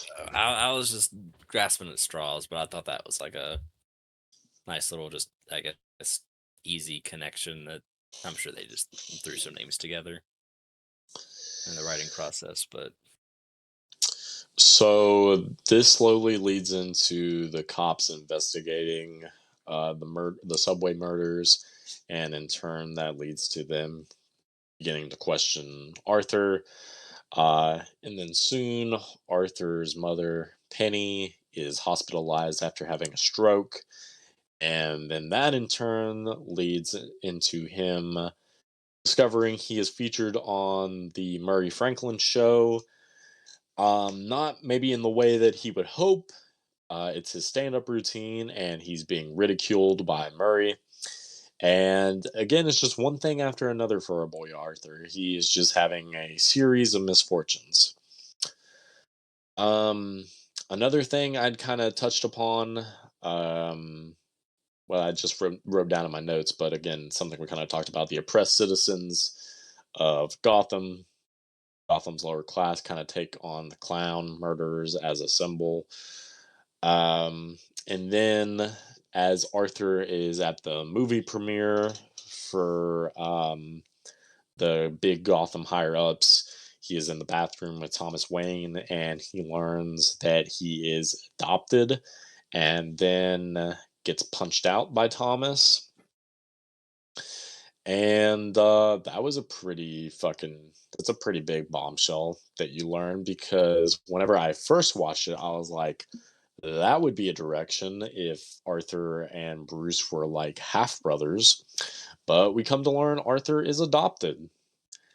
And that leads into the scene, which also, this time around, kind of just made me laugh because I felt like, yeah, same. But it fucked with me beforehand on before rewatches. Whenever he goes to get into the fridge, I love him getting into the fridge. I wish I could do the same. Sometimes just escape the world and just jump in a fridge. And then that leads into Arthur getting invited on the Murray Franklin show. And this is kind of when Arthur's grandiose plan starts forming. He realizes that he will probably more than likely off himself on the Murray Franklin show. Again, I hope my death makes more sense than my life, something he had previously wrote in his journal. And I can't really remember what scene specifically leads up to this, but whenever he is going to his love interest apartment and is sitting on her couch, we come to learn that is not, in fact, his love interest. He has been manifesting this relationship with this woman being with him throughout the film the entire time. And going back to stupid 18-year-old me, I did not see that twist coming. I just thought, whenever she said, "Were you following me?" And he was like, "Yeah." I thought she was just really chill with it. I was like, all right, she's into that, I guess. Dude But had no chance. IRL. no chance IRL, apparently. Our boy Arthur was the guinea pig for that experiment. I mean, I fell for that bait when and you first switch. watched it. Yeah. I'm glad I'm not the only one, because I was like, oh, that's really weird. But looking back at it, I mean, you meet a guy in the hallway and you talk about, like, man, raising a kid pretty hard, and then the first thing he does is mimic killing himself. Yeah. I don't think you're gonna fall in love right then and there. At least when he looks like that. I mean, if he looked like, I don't know, Channing Tatum or something, I'd understand. But Ooh, I'm about to make a name for myself right now. Anyways, then that leads into another great scene when Arthur, well, I guess to lead up to the scene, Arthur finds out the extent of the abuse that Penny had put him through whenever he was a child, where he was tied to a radiator or whatever it was. I can't remember specifically. Like a space heater he was tied to for days on end, and starved, and he like had suffered. I'm pretty sure brain injuries, so maybe that leads into his laughing as an adult. But we find all that out, and he's having a really rough time with that, and that leads into him visiting his mother for a final time. And he utters the line, "I used to think my life was a tragedy, but I realize it's a fucking comedy." And he smothers his mom. And that was a really good scene. Yeah. Like we didn't touch much on their relationship, but I mean, also I feel like her being in that kind of mental state is not good for him to be around. Because obviously he needs support himself, but then he has to go and support his mother, who is also off her rocker. So not only does Tyler condone eating disorders, but he also condones murder. So we need to start a list. I've got hot takes, you know. So God dang. This line of work is getting to him. You love to see it though. Um, and then that leads into another scene that I really liked, which was him practicing being on Murray's show in his living room, and he's just kind of doing the whole song and dance, and it's slowly with him, mimicking what he's going to be doing, and you kind of get the sound effects going along with it. It's really, going on in his head. It's very, very not a good head state to be in. And then that leads into him getting geared up for the day. He is going to the Murray Franklin show. He's getting his makeup on. He's dyed his hair. He's danced in his tidy whities. And as he's painting his face, which at this point is a solid white with his green straggly hair and no shirt on, he gets a buzz at the door. And it is Randall and Gary. And they we come to love visit Gary. their love Gary. Gary, as far as I'm concerned, Gary, come on the podcast. Whatever your name is, come on the podcast. They come into his apartment. They said, Arthur's mother is not doing too good. Let's go visit him. And Randall looks at Arthur and he's like, "Oh, like, or do you got another gig going on?" And he's like, "No." And he's like, "Oh, so you're participating in the rallies?" "Oh, is that today?" "No, I'm not." And he was like, "Oh, okay. So, what's with the makeup?" He said, "My mom died. I'm celebrating." That is hilarious. And this built up kind of animosity towards Randall from Arthur eventually leads to him having some scissors and may or may not have stabbed Randall in his head in front of poor Gary, scarring him for life. And it is just one of the best, just most gnarliest deaths. Just the sound design of Randall's head thumping against the wall. And just Gary screams. It's fucking nuts. It's as nuts as the first time I watched it, as far as I'm concerned. I love whenever Gary is trying to leave the apartment and Arthur's just sitting on the floor. Arthur. He goes, "Ah!" Yeah, he's walking past him and he's like, "Ah!"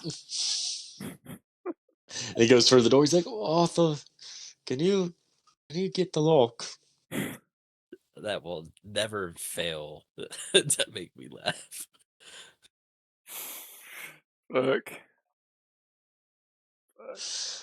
Whew. All right, love that scene, and then that leads into one of the most iconic scenes in the film, which doesn't last long at all. Every time I rewatch it, it seems to go quicker and quicker.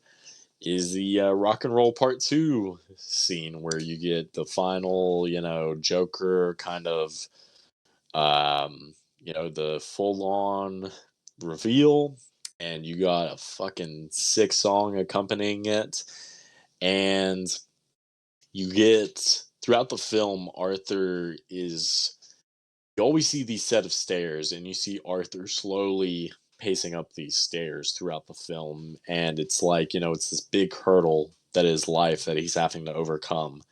And then finally by the end, he is just expelling all of his problems in his life, and he's about to do what he feels at that point he needs to do.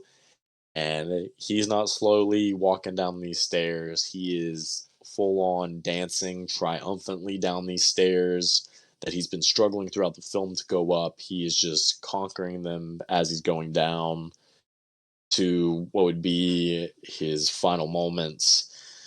Um, That scene is sick, and like I said, it really doesn't last that long, but it's definitely one of, if not the most iconic scene in the film.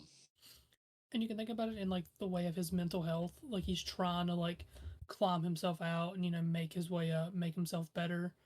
And then at the end he's just full on just Mm, down in the dumps. We're just going with it. that's what I was thinking. Just letting madness take him. Hmm. We can add this onto the series of Chad blowing my mind. And then that leads into Arthur on the Murray Franklin show. One of the notes I written down was imagine Arthur's segment on Jimmy Fallon. Late night with the Joker. Because I hate Jimmy Fallon, and I just feel like Arthur, again, that humor I kind of fuck with, like the joke about the mother and the knock knock. That's all good and fun. I enjoyed it.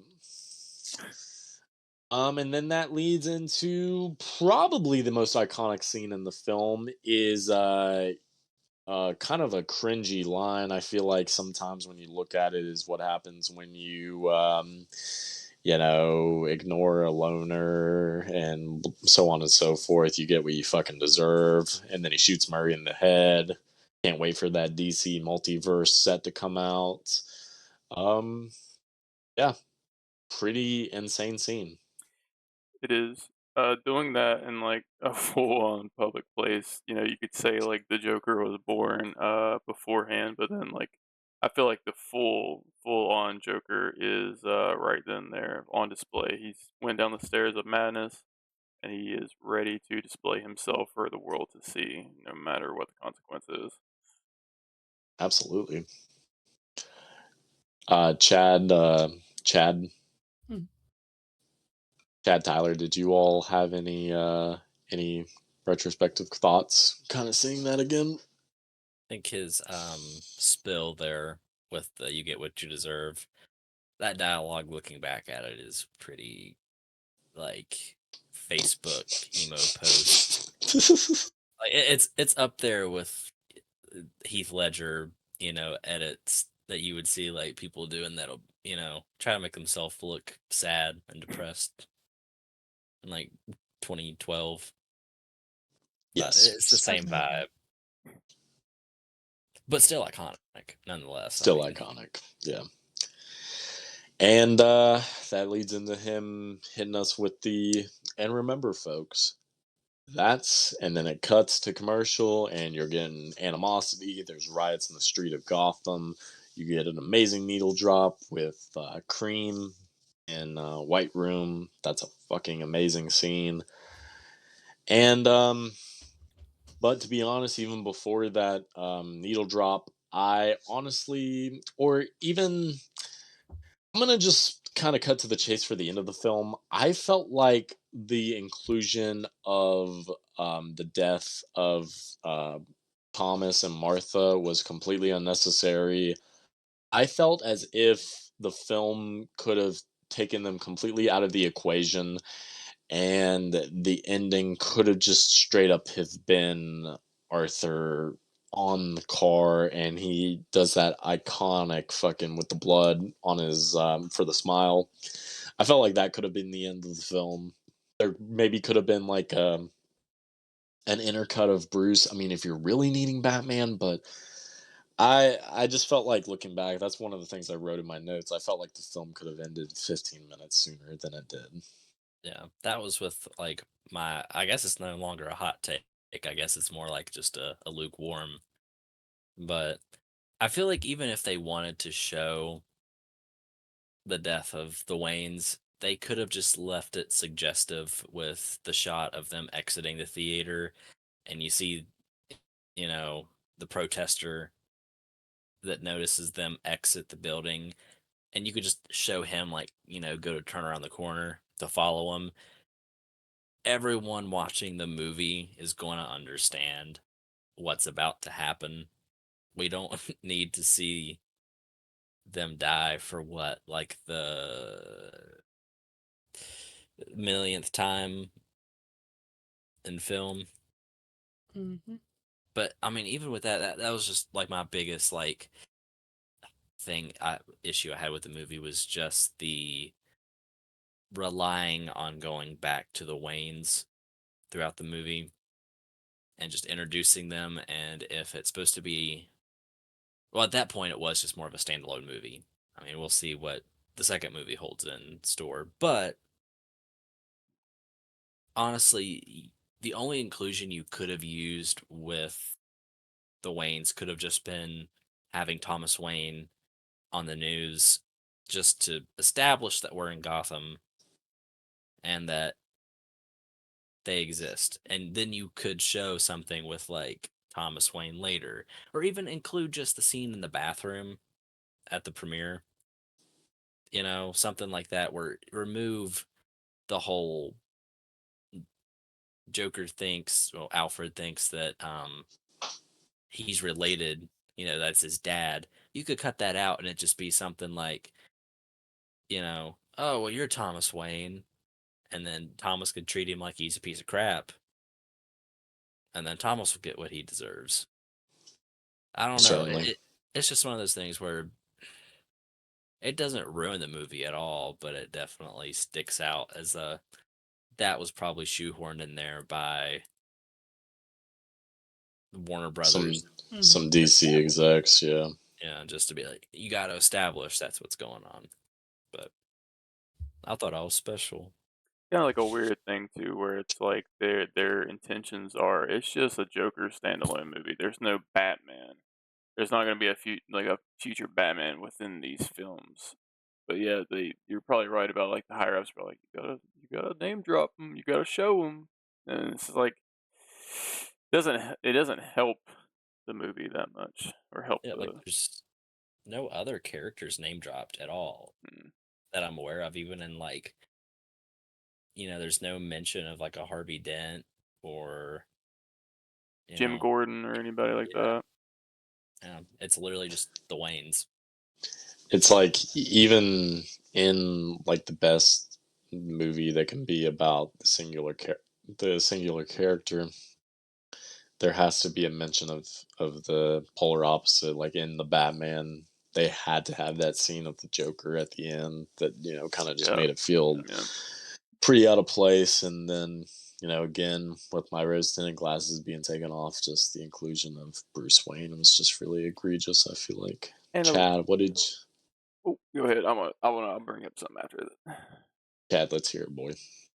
I would say the same thing like Tyler was saying. Like, you don't really need all the, Thomas Wayne, Bruce Wayne, all that stuff if they just wanted to leave him in the TV interview, or even maybe like a newspaper thing of like, oh, Wayne Tower's under construction, or just something that they could just throw in the background that doesn't have to establish like, hey, Batman is in this universe.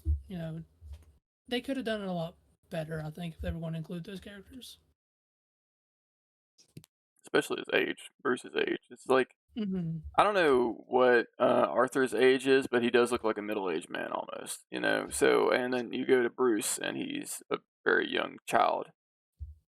So there's only a couple routes you really can go if you really are going to introduce Batman in any sense.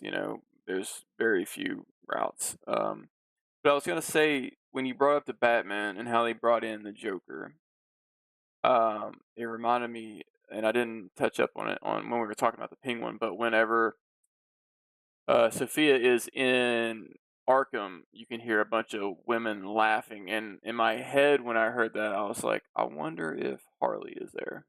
If they're going to introduce Harley at all, I wonder if she's there and if she is one of the women cackling. Is it going to be Lady Gaga? And that's really the interconnected universe. Again, you beautiful gentlemen, if this big, long-winded conversation couldn't really sum up our thoughts, I want to hear your all's numerical scores. Tyler, if you had to rate it out of 5 stars, what would you rate it, sir? I think I'd still just go 5. The little bit of like nitpicking I have with it's not enough to take it down. Maybe when I'm old and grizzled and we have something better than this, maybe we can get like a Clayface solo movie that goes harder. I don't know. Mm-hmm. I would Avery? like a live action. Oh, sorry, go ahead. No, go ahead. A live action. Like Clayface, similar to like with Cape Crusaders. Like Yes. the more original take with Clayface. By the way, now that I'll you need to brought see that up, that. and I've been wanting to say this, that Clayface episode is made. The director of that episode is Mark Bernard from Fat Man Beyond with Kevin Smith. He did that Holy one. shit! I found that out like on one of the episodes, and I was like, serious fucking work on that one.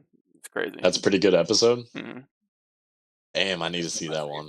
That's my favorite episode, I'd say, from the show. Oh, that's awesome. Really good one. Because even the little bit of Clayface I've seen in the original animated series is really fucking cool. So yeah, seeing Clayface in live action would be fucking sick. You could really play into like his character of how he's an actor and all that. I mean, if you can make a sad movie that turns really fucking fucked up, I think they could do a great job with that. I always wanted to see like a Killer Croc get justice, honestly, because Suicide Squad Killer Croc, what the fuck was that? Like what? That was ass. The fuck was that? My God. My boy looked like a Goomba from the '90s Super Mario Brothers movie. He did. It was terrible. So bad. Poor guy. He needs to get the King Shark treatment. Yeah. Yes. So, Avery, if you had to rate Joker out of 5 stars, because I noticed your ass did not log it on Letterboxd, what would you It was rate long it? ago. It was so long ago. Yeah, I do need to update. I'll give it a 4.5 out of 5. I really liked it. I wouldn't give it a complete 5. I loved it, but yeah, just 4.5 sounds right for me. I think 4.5. Adwick? I think I'd also give it a 5. It had a lot of good stuff in it, and just talking about the aspects of mental health and just kind of going through everything, seeing the evolution of how he kind of descends into madness. I think it's a really good movie. Man, Oh, I really want to see his like Nolan verse like thoughts. Honestly, if he's on the second movie, it's crazy. Oh, wow. Yeah. Crazy. Because I won't lie, I think I've only watched The Dark Knight Rises maybe once all the way through. Thank God you said that. I thought you were gonna be like, I've only watched Oh, Dark The Knight Dark Rises. Knight. I was like, what the fuck? The Dark Knight. Hmm, Yeah. Man. Yeah. If I had to give Joker a rating, I'd probably give it this go around. I gave it 4.5 out of 5 stars. It's gonna always be again one of those films that's formative to me, and Joaquin Phoenix is his performance, his take is just iconic. So if you haven't seen it already, and you made it this far, go watch it. It's good film. Yeah, good So, time. yep. Well, if you'd all like to hit the news topics real quick, and then we could show our new pickups. Did most Chad certainly do that. watch the newest episode of Agatha? That was episode 3, right? Yeah. Yeah. Thoughts? Agatha segment? I've still not watched it, but quick little thought. It was better than episode 2, but it's not better than episode 1. Okay. So they kind of are playing into this like if you listen to the words of the song that was in the second one, you'll kind of understand like where they're going with different like trials. And so that's kind of where they're headed with this. There's a little shocking thing in the middle of it, like a name drop. Well, I mean, I think I've seen like a slight spoiler. Okay, and then at the end, there's also a little spoiler too. But spoilers for Agatha. Can I know what that is? You can go ahead. I mean, I've already seen in post. Do you care, Avery? I don't care. I haven't watched an episode. There's a Mephisto name drop. Really? They actually fucking did it. Selena Gomez. I've been spoiled of it quite a bit through Funko and just clips on TikTok. So See, I've also seen that, and there's like it's like the clip is talking about like, oh, don't trust Agatha. You know, she sold her son to the devil, Mephisto, Wow. for the Darkhold. And that's like the only mention of his name. Wow. And the second mention? That's the only one. Oh, that's the only one. Yep. Yeah. Dude, if you got Mephisto, let's get Ghost Rider in this motherfucker. Come on. It kind of seems like it was more for like a comedic kind of thing. It's probably but for WandaVision where everybody was like, Mephisto, Mephisto, Mephisto, and they probably finally name dropped him. Like, you know what, fuckers? Yeah, Mephisto. Well, see, the director hated that everyone thought it was Mephisto Oh, well. in WandaVision. And so I think they just kind of did it to be like, oh, you know, here you go, here's the name. Dude, he could be such. If they really wanted us to go like a little bit further with their rating, at least, and maybe like a movie or two, bring Mephisto in there and you know, do a Ghost Rider film. There's Fuck, supposed to be a Wanda film 2026, 2027, so maybe. maybe. That could lead us into the news. We got Guillermo del Toro's Frankenstein has wrapped filming. This is starring Mia Goth, Oscar Isaac, and Jacob Elordi. From what I have read, this will more than likely end up on Netflix purgatory, so you hate to see it. That's not getting a wide release Nope. theatrical. Nope. It'll be on Netflix purgatory. Let's go! No physical media drop for you suckers. Let's go. Love to see it because Guillermo del Toro is a shill, and as far as I know, I could be mistaken. I didn't know if there was a physical media release of Pinocchio or not, because I hate whenever directors do Netflix movies and they don't like vouch for physical media releases. There's no Pinocchio Blu-ray or 4K as far as I can see. Yeah, so you always gotta chase after where it's gonna be if it ever leaves Netflix. Yeah. That sucks. I'm always gonna be like, fuck that, man. And like, honestly, I don't know if I'm gonna watch it or not, just because I don't know. I want to own the thing. I don't want it to be on a streaming Yeah, service. yeah, a lot of Okay, James Wan, from Insidious fame and Saw and lots of other good horror property, is trying to revive Creature from the Black Lagoon, which is one of my favorites. They landed a writer for the film, and I was thinking of this today, boys. I wholeheartedly hope that this isn't taking place in the modern day, because I feel like that will eliminate a lot of the suspense that you could get from that.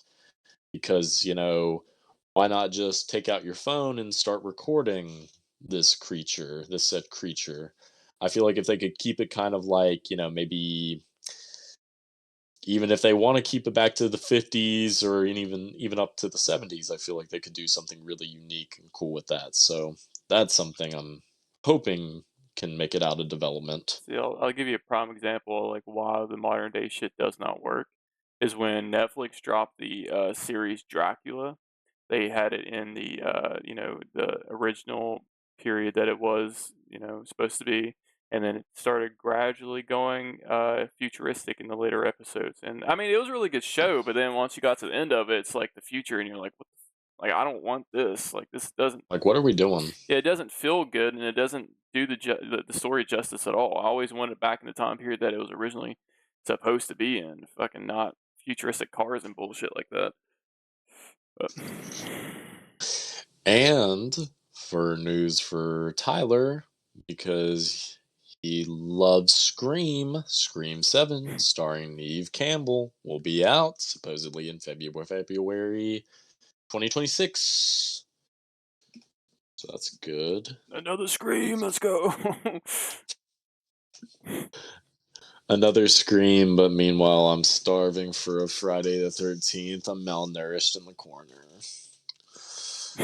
All right. And this was a big announcement.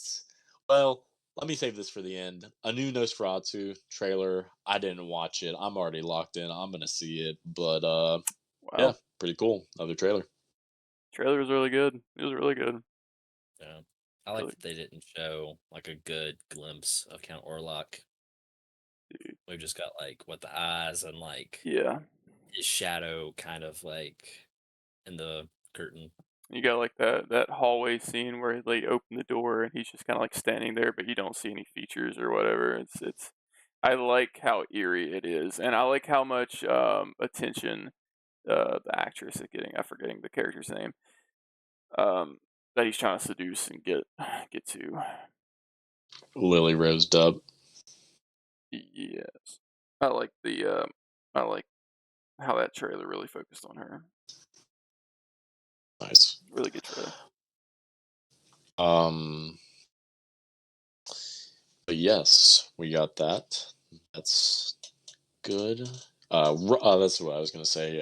Robert Eggers soon will have to finish his filmography out with The Northman, and then in turn that'll lead us to Nosferatu. So very cool. Shout out Robert Eggers. And this was breaking news before we started filming. Dynamic duo announced by James Gunn, the head of DC Studios. A movie that is a animation, puppetry, CGI conglomeration surrounding Robin. Not just Robin, but Robins. We got Dick Grayson and Jason Todd. How cool. That's going to be something to look forward to. I'm interested in that because there's so many ways that they could play out with it. Puppetry really intrigues me when they say that in the description. Right, I want to yeah. know how that is going to be. If this show is going to go into different segments of like animation and puppetry and then maybe other things, or they're just going to use it all together. But Dick Grayson and Jason Todd. I don't know why I almost said Todd Phillips. What the fuck? And Jason Hey, Todd. It's gonna be. You got the hothead and the guy that wants to do everything right. So depending on what era you have him in, it's gonna be really interesting. and James Gunn did confirm that this is going to be a theatrical release, no release on Wow. Max, out the gate. This is going to be a theatrical release. So that's very Wow. cool.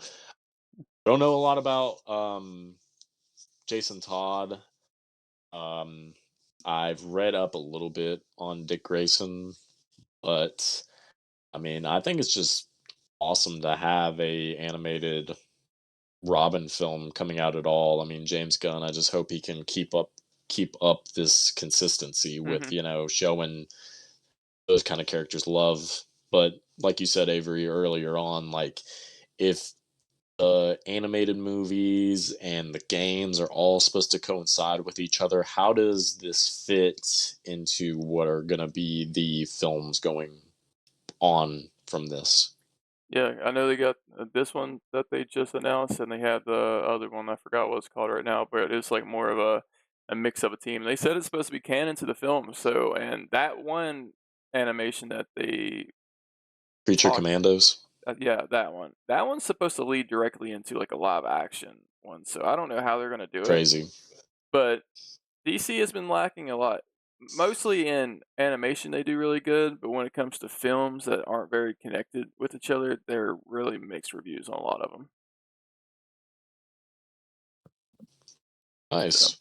Well, if nobody has any more throw-ins on the news or the thoughts of the dynamic duos, um, Tyler, just does your cat ooh, there's only like one more thing, mess with it? and if anybody is interested in Hellboy, the movie is not getting a theatrical release. Some places it is, but I think that's more of out of the states. It's going straight to like you can just buy it, online as a digital release. I think October 7th. I don't know if it's getting a physical yet, but if you really are wanting to see like more Hellboy movies, go ahead and watch it. It's low budget, but it's taken directly from the Crooked Man. I'm pretty sure my brain was just like, duh. I think that's what you said was the Crooked Man Yeah, last episode. very great.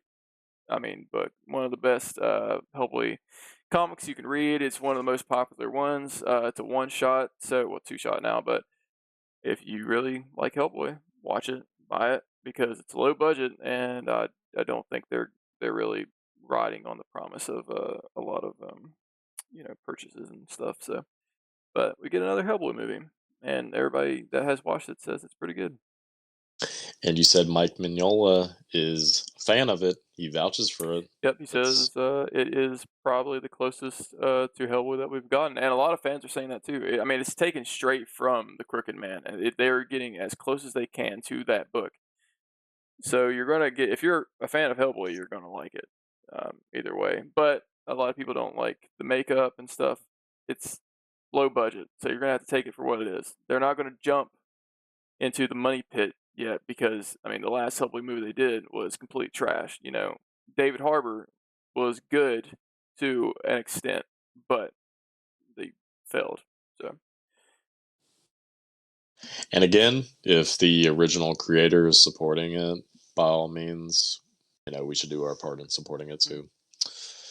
So, before we end this episode, would we like to go into a new segment of recent pickups, aka I think Chad said once, like show and tell. Pretty much what it is. Show your Pretty dick. much. Sorry. I I will go first. I will show my dick. Oh, no. Tyler's about to stand up too. It was going to be a twofer. All right. My first pickup, I'll go in sequence. I just got 3. So, one of my first pickups is Batman Mask of the Phantasm, which I have seen. Very, very good film. Have you seen that one, Tyler? Yeah. I was about to say. Sorry to cut you off. Don't even ask me.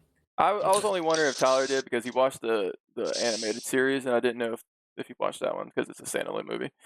Yeah, I watched Mask of the Phantasm, I think,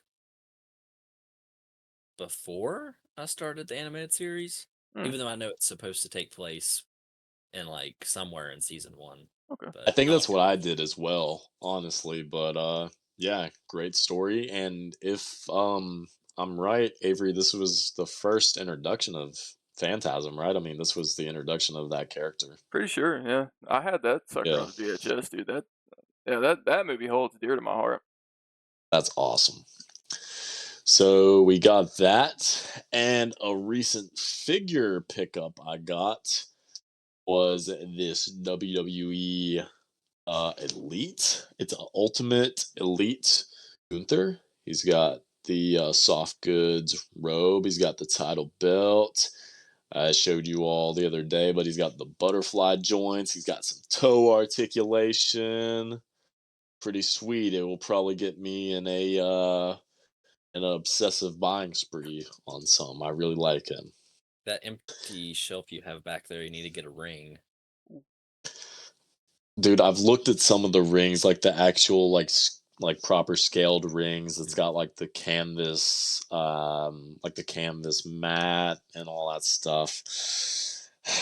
I'm tempted. I don't want to talk about it. Well, I used to have, I think it might be one of my totes over there. I have like WrestleMania 2, one that Jax did that had the cage and everything. Yeah. But of course, like, 8-year-old me treated it like an actual ring. Yeah, like actual. It's like you're slamming motherfuckers in that. It was broken. I'm missing some of the turnbuckles where they come off. I've got blood stains on the mat, which are actually just Sharpie marker that bled off the figures onto the. Of course. Yeah, I got a lot of Jax rings that have seen better days for sure. Love that. And my final thing for recent pickups was shout out to Avery. He will appreciate is the Hellboy Omnibus Volume 1. I will say on Amazon, if you look up, you can get the start to finish of Hellboy, and it has a wraparound cover, like a hardcover that goes. There's like 4 or 5 books that slide into it, and it's this full fucking picture, but in color wrapped around it. So nice. Yeah, I I've been jonesing to read some Hellboy, and in meeting you and just hearing you talk about Hellboy and stuff, and just again the art style I've always been drawn to, Hmm. and just the subject matter as far as like what little I know of his origin always seems like something I'd be interested in. So this is something I need to dive into, especially with now knowing someone that actually is into Hellboys. I'm So probably like the only person around here that knows fucking Hellboy. So everybody gives legit, me yeah, I shit. was like, well, I was gonna say, anytime I'm like getting into something that I don't really know a whole lot of people that are familiar with, I'll just go ahead and ramble on anyway. So it'll actually be cool to have someone to bounce off thoughts with. So those are my recent pickups. I know fucking Doughboy over there has some pretty good pickups, don't you, Tyler? I was kidding. I don't have what's the name. The question. Oh, the question. I've seen it on Reddit pop around, and I barely know about the character, and I know this is gonna piss off a lot of people. I don't know a lot about the character, and I have started reading about him, reading the comics because I have a subscription with it's called DC Infinite. It's a comic app, kind of like Marvel Unlimited. You can dive through all the comics, but the question, it's a McFarlane figure. I've seen it on Reddit. A lot of people have been wanting it and going to every Walmart that there is trying to look for him. This motherfucker on eBay is like $60 to $80, which I was surprised. I was like, what the fuck? But he didn't get a wide release, so like you have to actually go out into Walmart and find him because he's a McFarlane Platinum.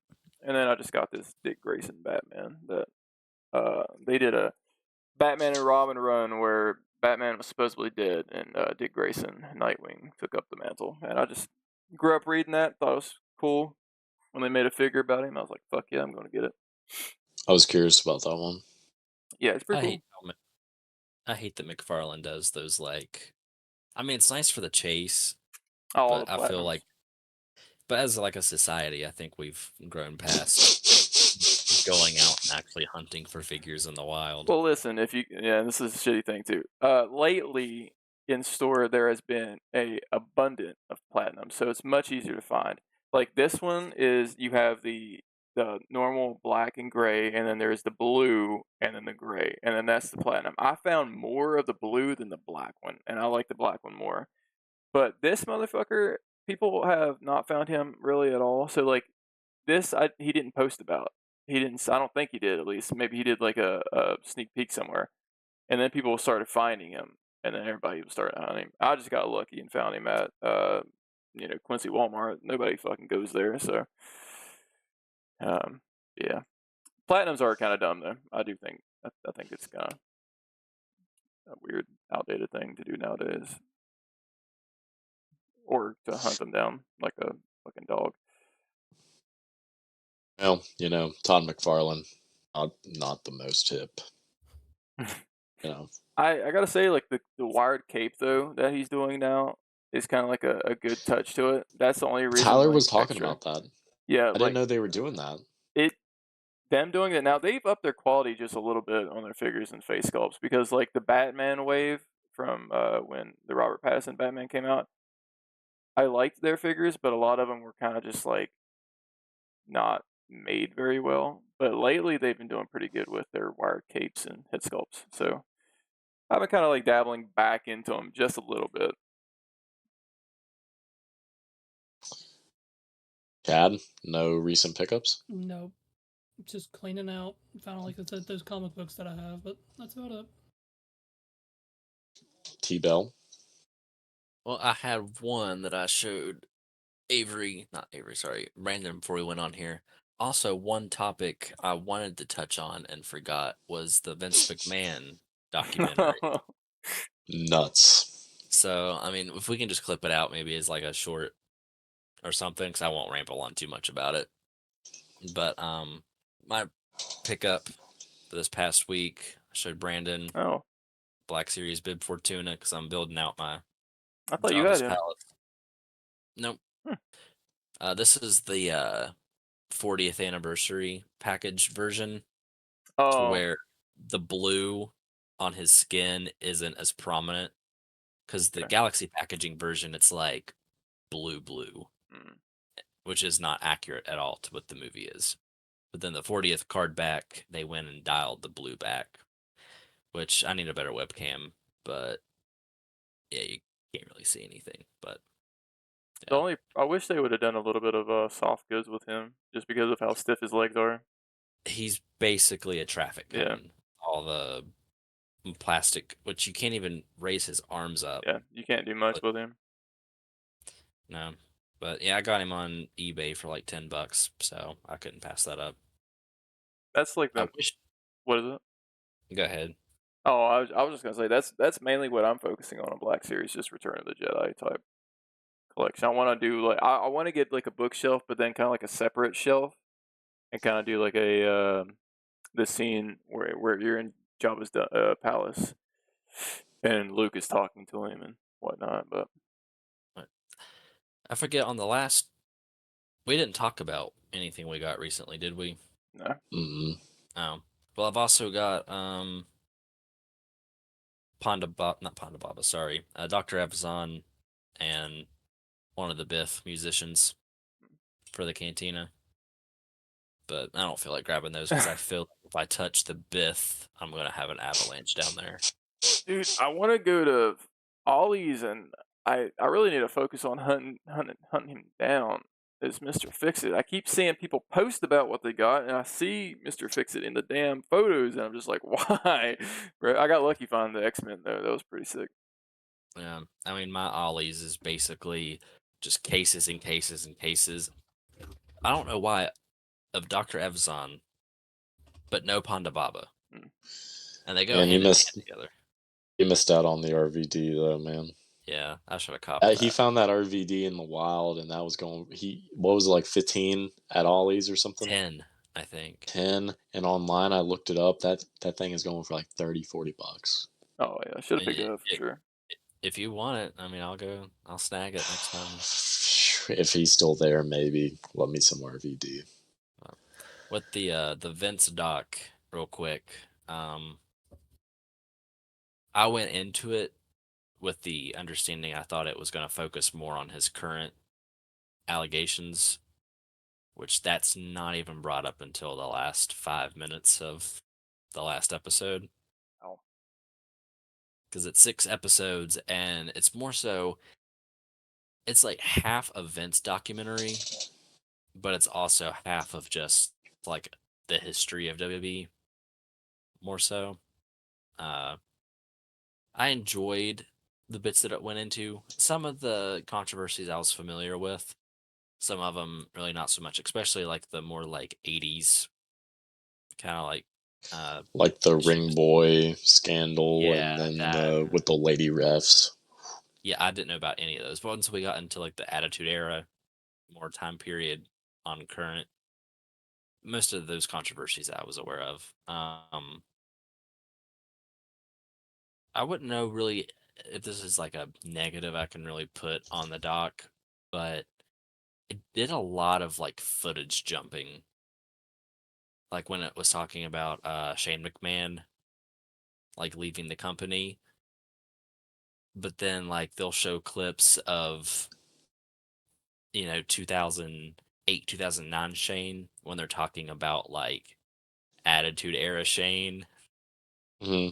So it's like and I guess same thing with around the Attitude Era time. It was more so they would show clips I felt like that were more early 90s. And it was more so, I guess, in the comparison of WCW, starting to lean more into the mature aspect. And then they would show Doink and characters like that, like Kane's Yeah, old gimmick, the dentist. Isaac Yankem. Yeah, like I'm not too familiar on exactly like when those certain characters would have been retired or whatnot, but I felt like the footage, especially Doink, I thought Doink was like early 90s, late 80s, not You're like getting 97. like, yeah, late 80s to early 90s. I don't know what this is. Is this my phone? What? What happened? My phone just connected to my Discord. How weird. What the fuck? What the fuck? Yeah, I just saw like lap or something, and I was very Yeah, confused. it didn't look like it fell. It just straight like teleported to his We fucking straight lap. went to lap cam. How weird. And my fucking light died. What the Oh. fuck? What the fuck? How weird. We got some external forces. So But yeah, Stone Cold has some L thoughts. very L thoughts from what I saw. Yeah, like, how familiar, Avery or Chad, are you with like Chris Benoit, like the pro Uh, wrestler that killed his family? back like in the day, like when I watched wrestling with family, I remember the whole like was it like mental illness or something? I can't remember. But then he It- like suffocated his kids and such. yeah, I don't know. basically, long story short, I mean, he had a lot of issues, and just with the nature of pro wrestling, concussions, Mm, brain injuries, he wasn't in the best of shape. And long story short, in this doc, it kind of goes into that, and Vince was kind of, just saying like, "Hey, I forget the term, but there's a certain is it C? There's a term for the disease they were kind of referring to for the brain." And Vince was kind of like, I believe it could exist, but I need, more research. There's football players, soccer players mm, that have had this kind of situation. And this is like pretty much medical, stats that are saying this kind of stuff with brain injuries. And Stone Cold's like, I don't believe in this because I've had concussions and I'm normal. So if you're getting that many concussions that cause you brain injuries, then you're wrestling wrong. Chris oh, Benoit got his brain examined at WVU Yep. and came to find out that he had the brain of a 90-something-year-old Alzheimer's patient. Yep. It shows a clip from WVU in the documentary. yeah, from WVU. Yeah. What? Yep. Odd flex. So, Wow. in conclusion, don't do diving headbutts. Why was No. it WVU? I guess just their research program there. Just I was. forget yeah, there's a pro wrestler. Okay, Chris never mind. Nowinski, Yeah, he was like a Harvard. Is he actually a Harvard graduate, or was that just his gimmick? actually. Okay. Yeah, he was a wrestler, and he also had like a concussion, and then he retired, and he wanted to like focus on research for that kind of stuff. So I'm not sure really necessarily how WVU came into play with the research, but I guess just because they probably have a good Yeah. program going on there. That's pretty insane, though. I never knew that. That's pretty cool to know. Hmm. A 90-year-old, you said. Damn. Yep. That is kind of like a BS take from Stone Cold. Like, you can't really compare yourself to somebody else. That's kind of a dumb, simple-minded opinion, in my opinion. Um, yeah, that's a shame. It's a And shame. Tony Atlas, he was a real one. Like a dude was on there straight up saying like, "Hey, it was the '80s. We probably did stuff that nowadays we'd get a lot of flack for, but we did it anyway because that was just the times." Like, Saying that like along with the murder type thing. no. This was just him No, talking about yeah. the Just like, lifestyle yeah. of pro Yeah. wrestling back in the day. He's like, we didn't respect women. Mm. They were just objects to us, and I'm like,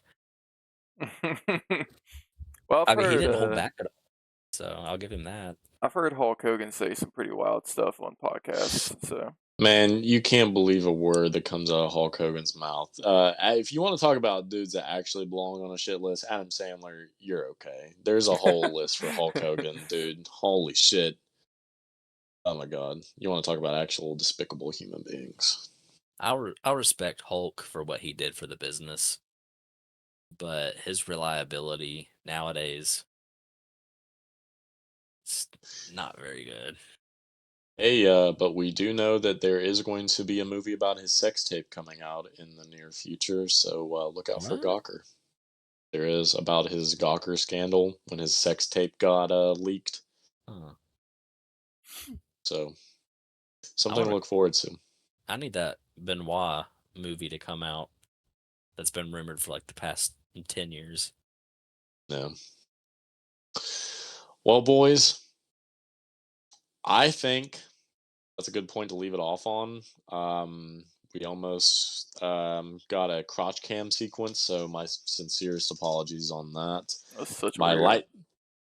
light died at the same time, which I don't know if it's because my light was on like a higher setting or what, but that just it kind of seemed like it happened at the same time. So hopefully my light didn't like break, but I've never seen like someone's camera die on Discord and it automatically goes to your phone camera. I've never witnessed that.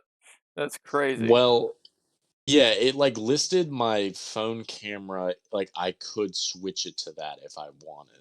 And I like didn't want to, but I think as I was like putting it back in my lap, it switched to it, so I don't know. I don't know.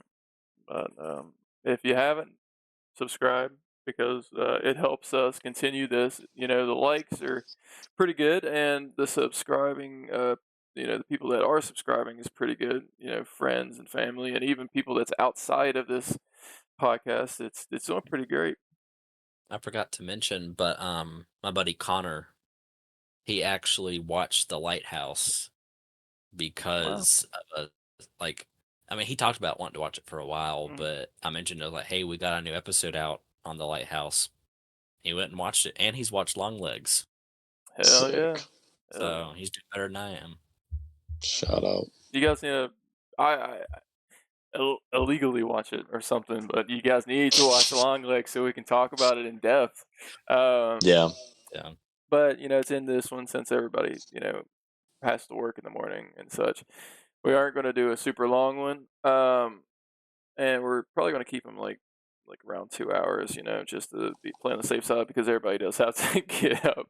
And I said I have an excuse because I'm off Tuesday and Wednesdays, and we usually try to record on Tuesdays and then release them every Friday. We were originally going to do every other Friday, but to keep pushing out this content and just to keep doing it, it's every Friday. So if you like podcasts and you like pop culture and movies and whatnot, whatever we touch up on, lately it's been a lot about horror. And now the Penguin and such. If you like it, subscribe.